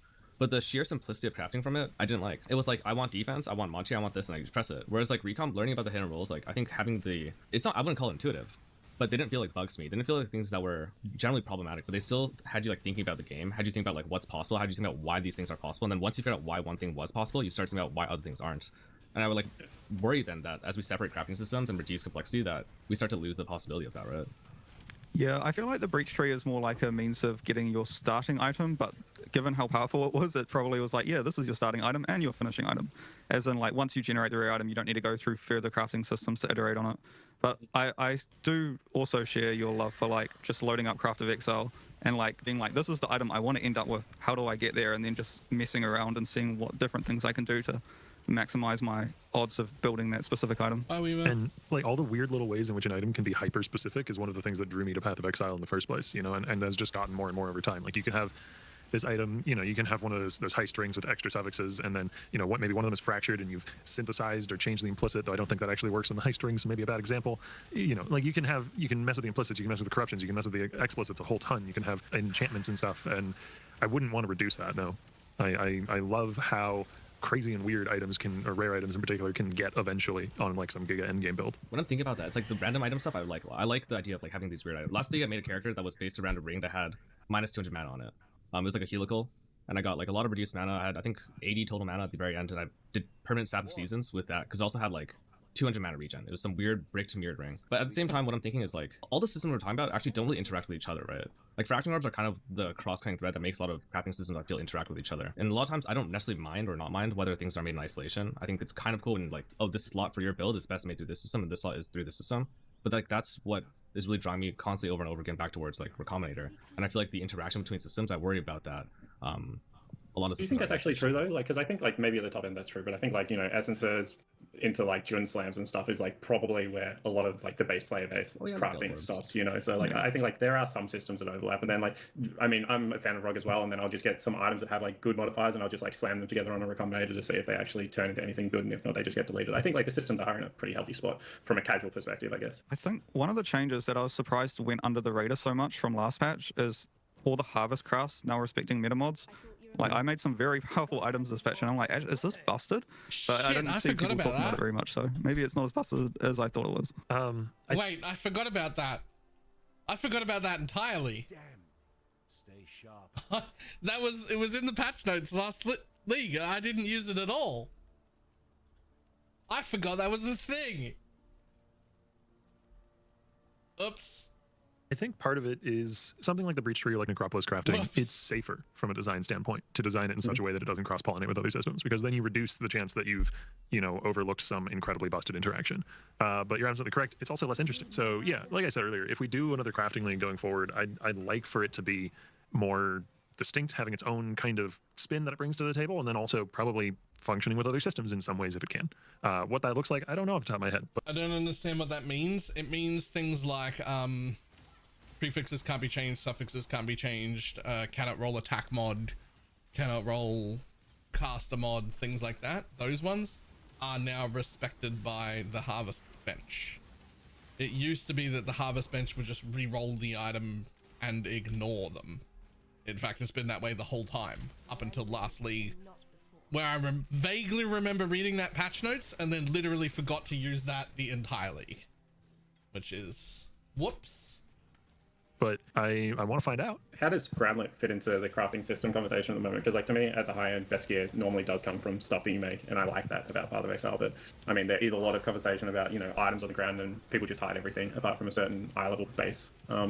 Where does that fit into your head when it comes to crafting? Well, I don't think we're making like huge strides to address that or anything this patch, but we are basically saying that all those starting point items, like the items that generate with like very high modifier tier rating, are getting worse from sources like King's March and the Gambler and the Breach Tree, but better from Memory Strands, which is ground loot. And Memory Strands also has that advantage that even once you identify the item, all of your future crafts on that item are better because of the whole like the strands add mod tier rating. Yeah, I used strands like the first time this week for like crafting, and the complexity there was like the things that you could do were pretty crazy, especially like thinking about like beasts and like shifting bases. Whereas when it first came out, I was like, yo, this seems useless. Like I think that player lag in terms of understanding systems is definitely there. And right now when you're saying the harvest thing, I'm still lagging really far behind. I don't know where you're at. Don't say anything though.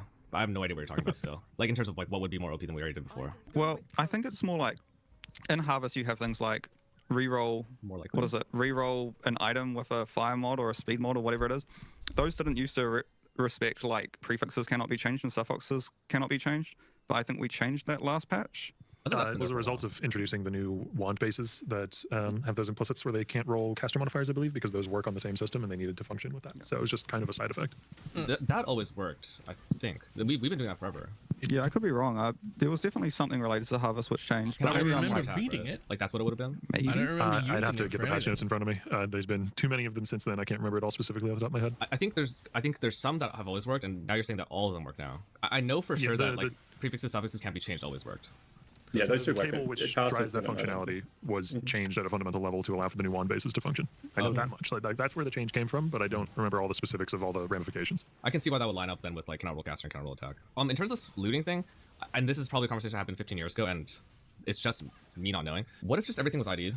And like I know there's an over-reliance on filter in that case, but I think the biggest reason for this is like people, it's just going to explode the complexity of what an item filter should look like. Yeah. Is the main thing. And playing games like Last Epoch, might be one of my biggest problems with that game. Is because everything drops ID'd. I feel like I need to build these like hugely complex filters, and I need to be hovering over items like constantly during maps. I don't know. There's something about it which I dislike fundamentally. I may farm. There's a way bigger reason, right? There's a way bigger reason, right? As most items, my understanding is most items aren't even actually made until you pick them up. Like the base is rolled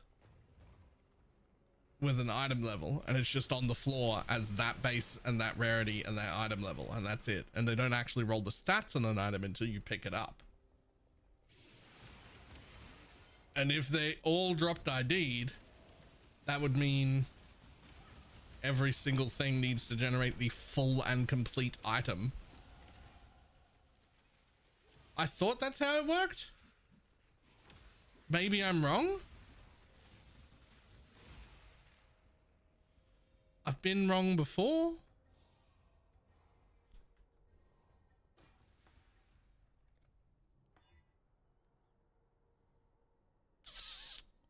Oh well.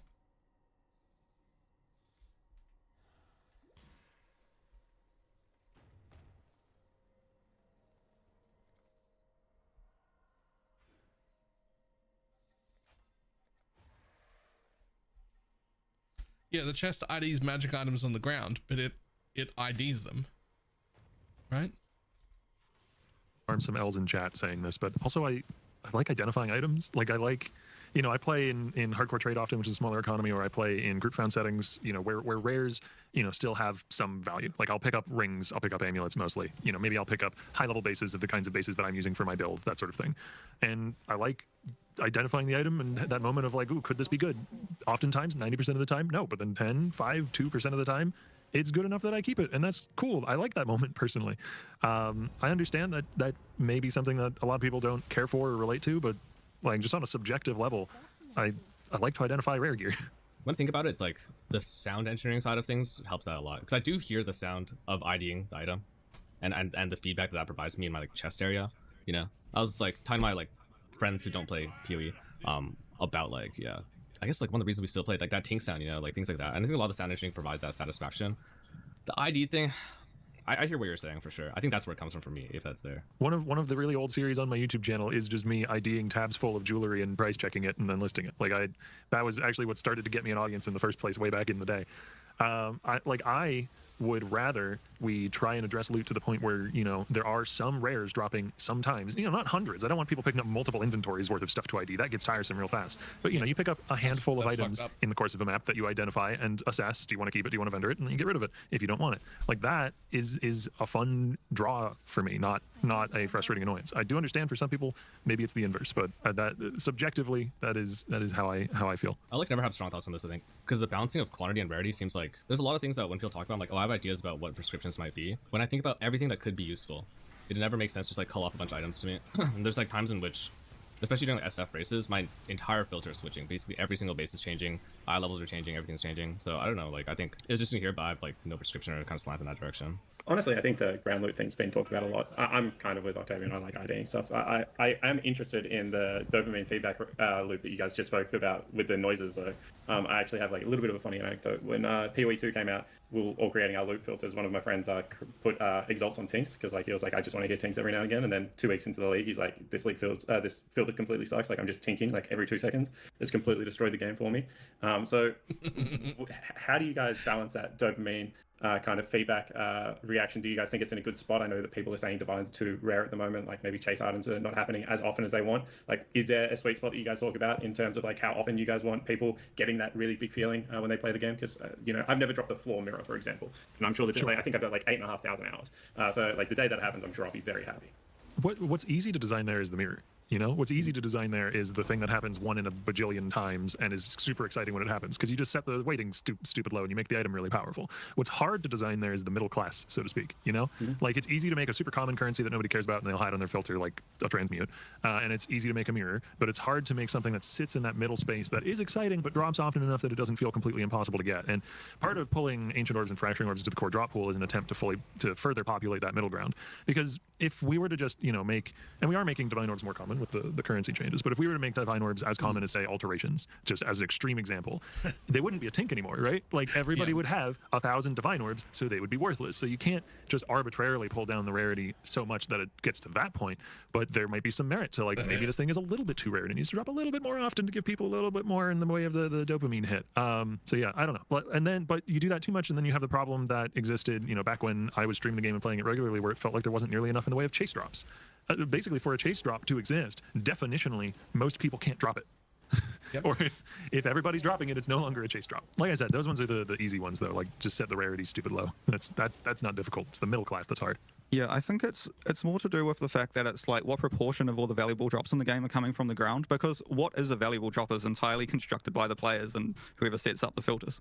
So it's what we are doing a little bit this league is shifting more of the very valuable drops in the game from other places into ground loot. So, and not to say we will monitor this topic and do it more in the future. Like, for example, it's the whole like contention between window loot and ground loot. Arguably, you could say it's boss loot as well, but I think bosses having a bunch of exclusive valuable rewards is completely fine. And then another thing that came to my mind when we're talking about this is the value of the currency to a player base versus the value of the click. I feel like divines at the moment, like especially for uniques, have like skewed very hard, where I assume the majority of player base like actually just don't click a divine on an item at the moment because they're like, I can buy something like way more valuable with this. Whereas in the past, I'm sure that was with Exalt. So like, what are your thoughts on like the actual value of a currency versus the usability of the currency? Well, divines are a very strange one because the value of a divine in a trade league isn't actually based on the function of the divine itself. It's based on what it's used for on the crafting bench. Yep. I think I was one of the big proponents of the big Exalt divine switch back in the day, and that was the reason for that primarily was Exalts are a currency we want players to be using quite frequently, whereas divine orbs are not really. They're supposed to be for like perfecting an item at the very late game and have. The thing that I don't like about that change is that it used to be just ingrained into my head to be like easy X. And I liked saying that and it felt good. And now it doesn't matter. An easy div or easy divine just doesn't ring the same.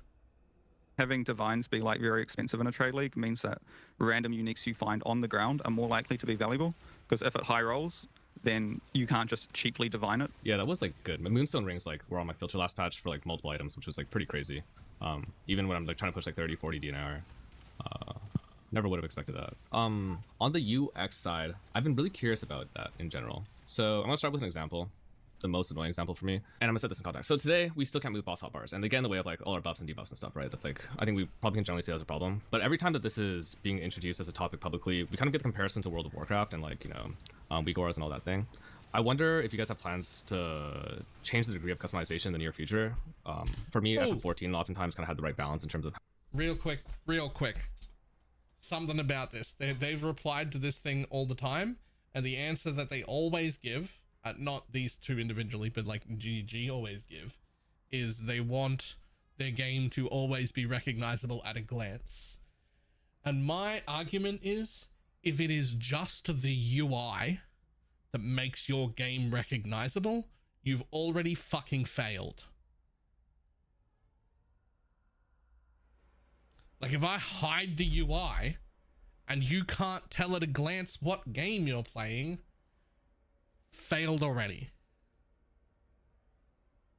Now, I don't think they have failed, to be clear. I think PoE is recognizable even without the UI, which means I don't think they have failed that at all. Right? And so I just don't see that there's any good argument to not let me have at least some control over my UI a little bit. You don't necessarily have to give me the World of Warcraft level of control, but like some. Like, let me put my debuffs down here where my life bar is. Let me put my energy shield bar over my health bar, like as a separate line, like a third one, instead of being over the green. That would be great. Like, right? Let me move stuff from the top here so that it doesn't like overlay the boss's health every time. Like, that sort of stuff, right? Like, let me do some things. How much you could move things, how much you could customize without kind of losing the common look and feel. And I'm also wondering, like, what is the UX flow for you guys? When does that come into process? I don't mean to disappoint you, but I feel like Andrew and myself are not the people who are most qualified to talk about this. This is something that, you know, both Mark and Jonathan feel very strongly on, and not just them, but also our like UI department. So I don't mean to dodge the question. I'm more just not actually really capable of answering it in a meaningful way. You know, like I can definitely say the previous established talking points of we want the game to have a consistent feel, and we want the game, and part of that feel comes from the UI and the intentionality of its design. But as to whether or not you'll be able to tweak that more, you know, specific changes that might be coming. I love you, but let's maybe not call the UI of Path of Exile intentionally designed. This was hobbled together. It's not actually good. It was, let's not call it intentional. That makes it worse. Just not in my field. Sorry. Do you think we can just get the guy to let us move the boss hotbar this match?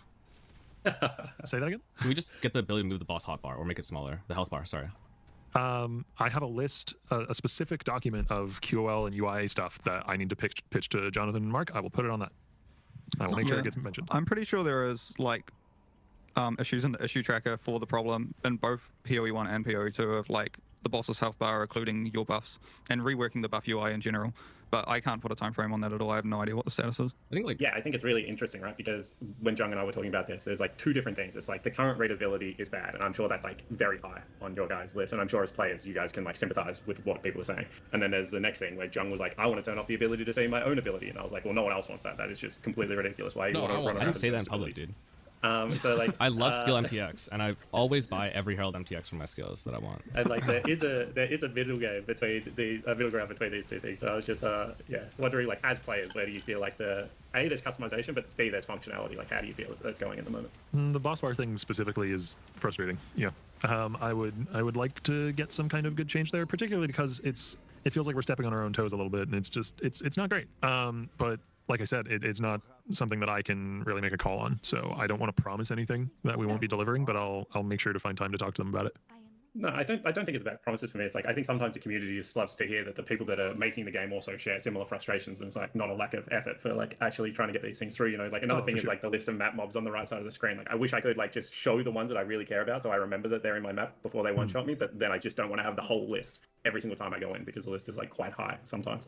Maybe it'll go down now that tier 17s are out, but that was another one on the top of my head where it's like, I wish there was just a customization where it's like, okay, if there are volatiles in this map, then it will always show me that there's volatiles, but I don't have to look at the whole list every single time. You know what I mean? That'd be fantastic. Yeah. I mean, as a really specific point adjacent to that, like we removed a bunch of T17 mods that were frustrating to players this league. One of the ones we removed at the end of that list was the whole like when you get a bunch of impales, they explode and deal damage and all that.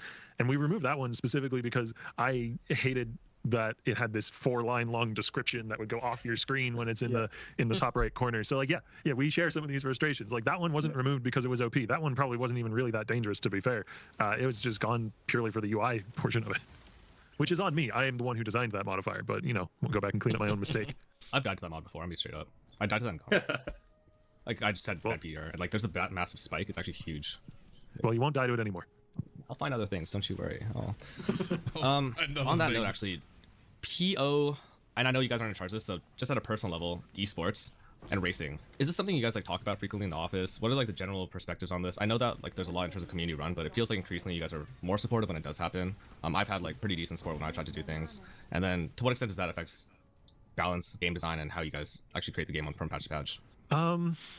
See, to me that feels like a kind of emergent thing that comes out of the game. I'd rather not it impact design super specifically, because it's like, to me, the speedrunning and the racing should be like, okay, we have this final product, you know, we have this game, now let's see how we can, you know, massively break it and find ways to do things really fast and skip stuff, rather than like us designing specifically a product for the maximum ease of use on that front. But that's just on the design side of things. On the community team and support side of things, I think it's great to support more of these endeavors. You know, to have more events, to have more, you know, competitive Path of Exile out there. I just wouldn't want to design the game around it. That doesn't feel correct to me. I guess from a personal perspective, how do you guys feel that the aspirational aspect of PoE is? Like, do you see like Ben as like the god PoE gamer because he just wins every gauntlet? Like, is it FUD because he farms the most currency? Like, what do you like personally for you? What is aspirational part of Exile, I guess? I feel like definitely Ben, I think, is probably the archetypical like best PoE player just because of his expertise and like well, I think those like basically in those type of races he's leveraging all the tools necessary to like take down Ubers, whether that's a combination of like leveling very fast but also knowing how to itemize and create a build that's strong enough to handle all of like the tests at the very end of the end game, rather than someone who necessarily is just about farming up as much currency as possible. Like, to me, that's a more exciting thing. At one of the Exile cons, I forget which one it was, I got to meet PoE Dan and I felt like a fanboy. So probably him. He's for anyone who's not familiar, he's just a really prolific and successful builds creator in the hardcore trade economy generally. He basically every build he makes is extremely well thought out, extremely powerful, and very well rounded. Exactly the kind of build that I like to try to make. I don't always succeed.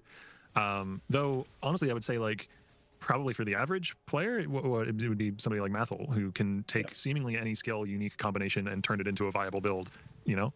And just do that over and over and over again. Big agree on Mathel. I love the like X item, X class, 3 question marks, try and get something to actually function. Usually it works out. I love that mindset. It's so good. I think it's underrated. As like a build maker, just side note, like I think a lot of narratives, and I think the narrative space in PoE is really interesting, have been shifting towards very extreme ideas about like, if it's not this, it's not valid. Like if you're not farming X way, you're not really valid. If you're not racing this way, your build isn't valid. If you're skill's not rolling magma, it's not really valid, that kind of thing. And I think that like whenever I watch him play and watch him do stuff, it is like really, really eye-opening. Kind of reminds me of a time in which we used to be kind of more human, more grounded. When you used to have fun, John. When you used to have fun before you solved the game. On like a very personal level, that is one of my evergreen frustrations from back even before I joined the company, from back when I was a content creator, is like it doesn't seem to matter the tier of content that gets put into the game. The expectations of what is minimum viability will just rise to meet that. So like ever since Uber bosses have been added to the game, for instance, I will often make a build that doesn't quite reach Uber boss viability and still be personally quite happy with that build because it accomplished what I wanted it to do. But it does sometimes feel like, particularly among entrenched players, there's a feeling that if the build doesn't, demolish every Uber boss in the game, that it's not valid enough, it's not good enough. And I would just encourage people to, cut yourself a little slack on that front. Like there are a lot of degrees of difficulty and challenge in this game. There's a lot of rabbit holes you can go down, and if you theory craft something that's cool and interesting, but it doesn't quite, kill Uber bosses in 12 seconds, it's probably fine. It's probably still cool. Like that could still be a really cool build. Have just tone back the expectations a little bit to allow yourself a little more room to explore weird, cool stuff. Yeah, you get bullied. I mean, everyone's. it's harder when you're in front of a camera with 1,000 viewers. Yes, not that my stream ever reached that level, but when you have a lot of people who are expecting you to consistently create, every build is reaching that same watermark, if not higher, I can understand that. That's a little tougher. What's interesting though is we did add one bit of like super mega Uber content to the game that didn't end up becoming the watermark, which is Voldo maps. Second build though. But John talked about it all the time. That's why we actually brought it up because the last I have not slept for the past 4 days. I have not slept more than 3 hours on any given night because I'm trying to make a build to be able to run every single Voldo map agnostically that I can get set up roughly by day 3. And do it in a reasonable time. And it's just like last night I did not sleep pretty much. I just lay there like this, staring at my ceiling, reading the list of all the mods, not on my phone, but on my ceiling as it's appearing before my eyes over and over again. So you say that, Octavian, but I'm like, it's a nightmare, I mean, maybe I'm not having fun, but it's cool that it's a thing you can aspirationally shoot for. That's great. But would you say that it's like every build guide that you see and that you put out, people are asking, is this Voldo viable? Because that hasn't been my experience looking through, the forums and Reddit and that sort of thing. I think for my content these days, people are just asking if it's 5 or more buttons, I think, to play. So they don't like that, And can I ask, who do you like watching when you do consume any PoE content? I wouldn't say I consume much streamer content or YouTube videos. I think on League launch I will watch Quinn69 though, but I'm not watching him for expert gameplay. I'm watching him for other reasons. I actually think it's a good comedy. I'm often lurking in either Pock, his channel. He's he's like a somewhat smaller, like sort of hardcore creator, or Captain Lance. Sometimes I'll just be. I watch Quinn sometimes, but I wouldn't say I'm watching it for expert gameplay. Get shat on. Be lurking there without notifying anyone, seeing what busted crafting methods he's cooking up. They're both both Pock and Lance are much more like willing to delve into off meta really early and right away, right? And really trying to keep this caster thing afloat. Yeah, I mean, if it involves Ignite, Pock will play it. So I think the benchmarking thing was pretty cool though. Who's yours? Ben, John, you turn off your stream. You're laying in bed. Who do you tune into? Is this Path of Exile only, or? Yes, Path of Exile only. I do not want to hear about any other habits on this. It's a shame because he doesn't really stream much anymore, from my perspective. And I mean, he's got stuff coming up, but I think one of my favorite players might have been Steel Mage. At least one of my favorite streamers. I would say my favorite streamer of all time is, or at least the person I consider the best streamer of all time is actually Quinn as well. But Steel's stream, I missed it a lot. I thought he balanced a lot of things in there in terms of like having a relatively casual, friendly narrative, being pretty inviting. Talking in the way that a lot of, and I want to use this word carefully, just don't contextualize this poorly, but like PoE elites, I guess, kind of talk with too much of an elitist lens. I feel like he really didn't do that. But I think it ended up fostering a really interesting dynamic with this chat, and probably winning Gauntlet made him try less hard, Maybe when I win, I'm going to quit, just be washed up. There was one other skill I was really interested about, that I kind of was thinking about asking since we're kind of on big topic side, feeling really comfortable. General's Cry. It's like the skill that I think has gone probably under the radar for a long time. And I brought it back with like Textile a while back. I know Path of someone used to play it back in the day with Blade Flurry and Abyssus and stuff, and these days I feel like it still has like really, really insane numbers. But the mechanical complexity of it is absurd. Every skill that I tried to plan it kind of functions differently. I recently tried Static Strike, for instance, which allows you to have clones summon these static beams. The static beams are still there when the clones disappear, but then when new clones are resummoned, those beams will disappear. So the two questions I have kind of flowing from that is, one, like when you think about this kind of skill balance, is it balanced against the complexity and hidden mechanics of the skill, its power? And then two, are there ways in like, are there things that we just don't know about how these skills function? Are there like some skills that you think are much more powerful, but that we haven't really understood them yet as players and seen their potential? Well, General's Cry is an interesting one because it's often creates a lot of like unintended or even buggy interactions. Like I think for a long while there, you had like the alternate tectonic slam gem, and it's like the General's Cry minions did not consume endurance charges, but they still benefited from all your endurance charges. Yeah, it was great. Making it very strong. So I wasn't actually aware of that static strike case. Sounds slightly buggy to be honest, so maybe we should fix it at some point. I was maybe going to league start that. Oh. Oh no, we're definitely not changing it in time for tomorrow. Yeah, I think I played General's Cry once on like a shield crush build, and it was, yeah, I agree, it has a little bit of jank, which might justify some slightly higher numbers, but it was pretty fun. Like the skill that had the most complexity that I ever worked with would have been Eye of Winter, right? Where like on Eye of Winter's return, I don't know if you guys ever saw that build come out, the Arcanist brand. Oh yeah, I think that's like the only build that I know from you quite well. I thought that was like a very novel concept at the time. That was the one with the Arcanist brand return, but you needed to use Arcanist brand so that the Eye of Winter projectiles could actually come back in shotgun. There was like this weird line that said, because Eye of Winter projectiles could always shotgun, but there was a line that said maximum, or like less travel range. I forgot what it says on Arcanist brand. It's not found anywhere else in the game. And I think Lance had been testing with Nimbus the patch prior about like certain skills needed certain projectile speed thresholds. So we were under the assumption that a lot of projectiles couldn't return. And Eye of Winter might have been the case, but then once you put that in, it made it like a lot of projectiles more easy. I wonder about the other skills, you know, like that we're not knowing, that we're not understanding in terms of the greater complexity. And also how much of it is deliberate design choice. Like, you know, we know that this is complicated, so we're going to make it slightly stronger or slightly different, and how much of it is just like, oh, you know, that skill was put in the game X amount of years ago, and if anyone tries to touch the code, it actually breaks Molten Strike, so we can't touch the code, you know. Well, for Arcanist brand in particular, I imagine that line was put there just in order to limit the reach of the Arcanist brand and, you know, keep it from being quite as strong in terms of its ability. Like I'm sure when Arcanist brand was originally being designed, whoever was the designer was like, we want this to be strong, but we don't want this to be able to like off-screen stuff for you. So let's put a stat that lowers the maximum action distance of the projectile. You know, we don't necessarily use that stat elsewhere, but it does exist. It's often on monster abilities, so that monsters can't off-screen you with stuff as easily. Basically, every monster with a projectile skill has some amount of that stat, and it was very likely not to, you know, not considering the balance implications it might have with some niche interaction. It's the same thing with General's Cry. Like, General's Cry is one of those things that I personally really like. I've played like 3 or 4 General's Cry builds over the years, but it can be a little frustrating design-wise because it means every time we design a new skill that can interact with it, you have to test it against it, and you have to test that new skill against, you know, the Savior if it works with that. You have to test it against traps, mines, totems, Arcanist brand, triggering with the various different ways. And like, it's just another example. You know, it's similar to like something like Reliquarian, where we design ourselves something that we have to have maintenance and upkeep, but that's what makes the game cool. Like, you know, I say it's frustrating, but it's what makes the game cool, so it's worth it, definitely. Sorry, I went off on a bit of a tangent there. I have another like kind of niche question around that as well. There was a bug in League of Legends, I don't know if you kept up to date with the game, Octavian, where Rumble on blue side would just do more damage for some reason than Rumble on red side. And it was just because of how League of Legends was coded. So for like genuinely since the inception of League of Legends, Rumble on blue side has just had a 5% higher win rate. And then Freak looked at the number, and like Freak was a caster, Andrew, and like a big community guy, now he's on design, which is like really, really cool for me. And it was like, okay, I know that this number does not make sense. It has nothing to do with match symmetry. I'm going to go in, I'm going to look at it, and then I'm going to fix it. And he said like tearing through that code was like a nightmare. Are there any niche bugs that you guys have come across, or like are there any experiences you've had with like legacy code and like how PoE as a game kind of was written versus how it is now that have like had funny stories like that internally? Because like stuff like that to me is just so hilarious.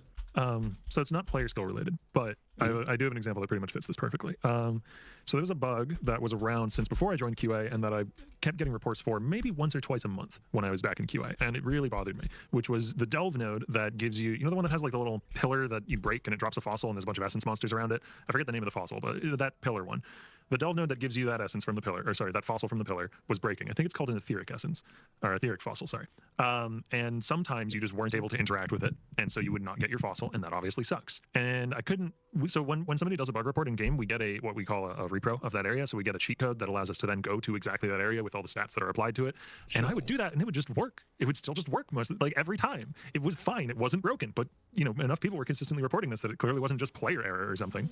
So eventually I realized that every time one of the essence monsters surrounding it was an Essence of Scorn. Essence of Scorn has this ability where it grabs you with a big hand and pulls you to it. That is stolen from the Dominus fight. It's a recolor of that. So Dominus has this ability where he'll pull you next to him with a big hand sometimes in his second phase, I believe. Does he? And what that skill was doing was looking for anything not on its team, grabbing it and pulling it to it. the pillar that drops the fossil is technically a chest, so it's not on the monster's team. So it could sometimes, if the player was standing at the wrong place in the wrong time, grab the chest and move it. And the code for that chest is so ancient, it's not looking for the chest, it's looking for the location that the chest is at. So if the chest moves at all, it doesn't work anymore. So what we did is we made the hand skill look specifically for, you know, things on the enemy team, not just things not on its team, so that neutral objects like chests don't get grabbed. But yeah, it was a bit of a rabbit hole. That's crazy.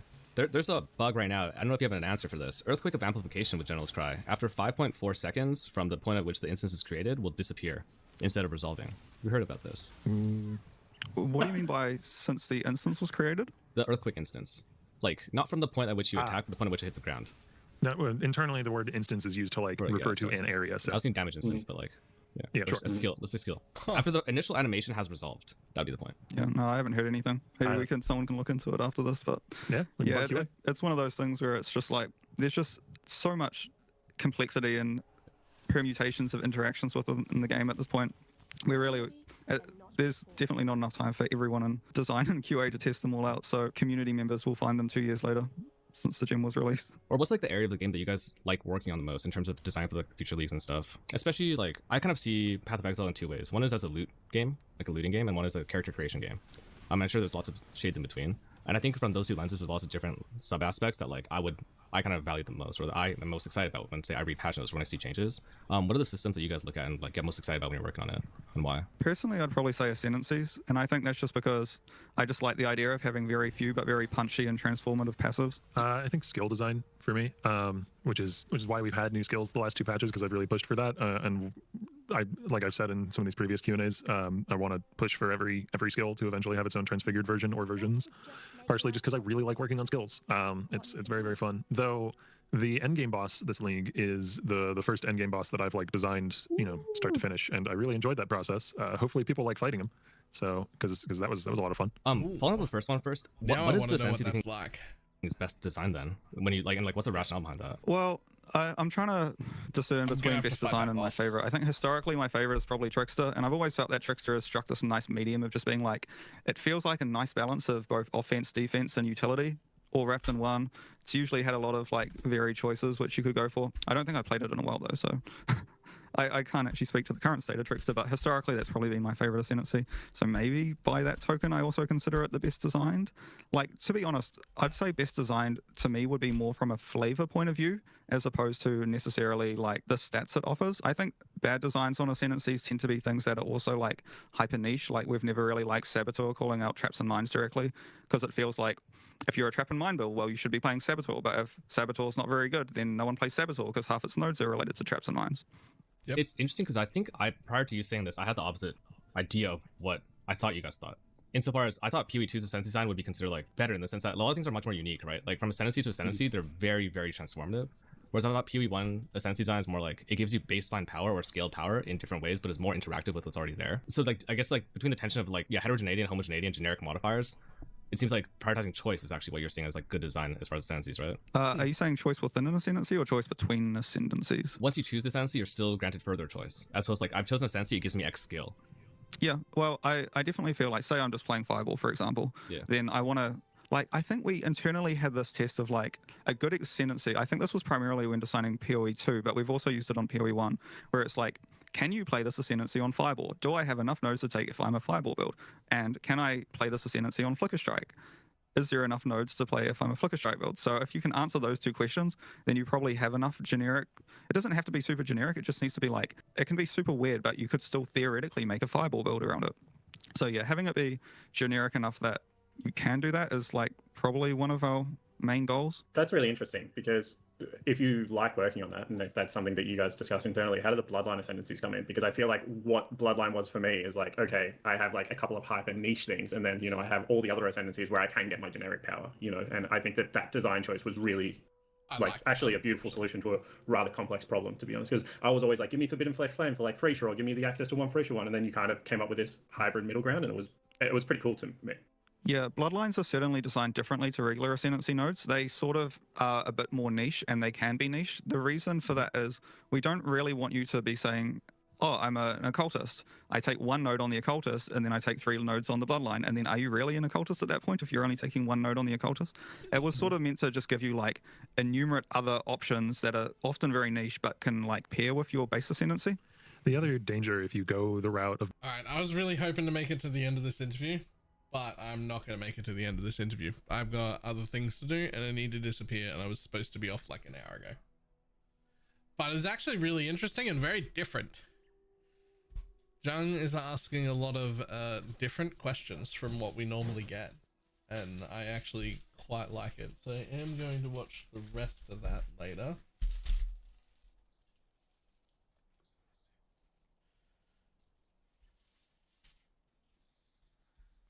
There is the link to that for anybody who wants. We're up to 1 minute 47 there. There's actually only 15 minutes left, which I would love to stick around and do, but I'm actually already late. And I just realized I'm already late. So, whoops.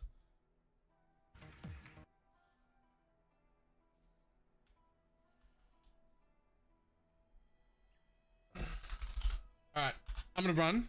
I will see everybody tomorrow morning. Stupid early. I'm fucking ready. I'm fucking ready. Let's go.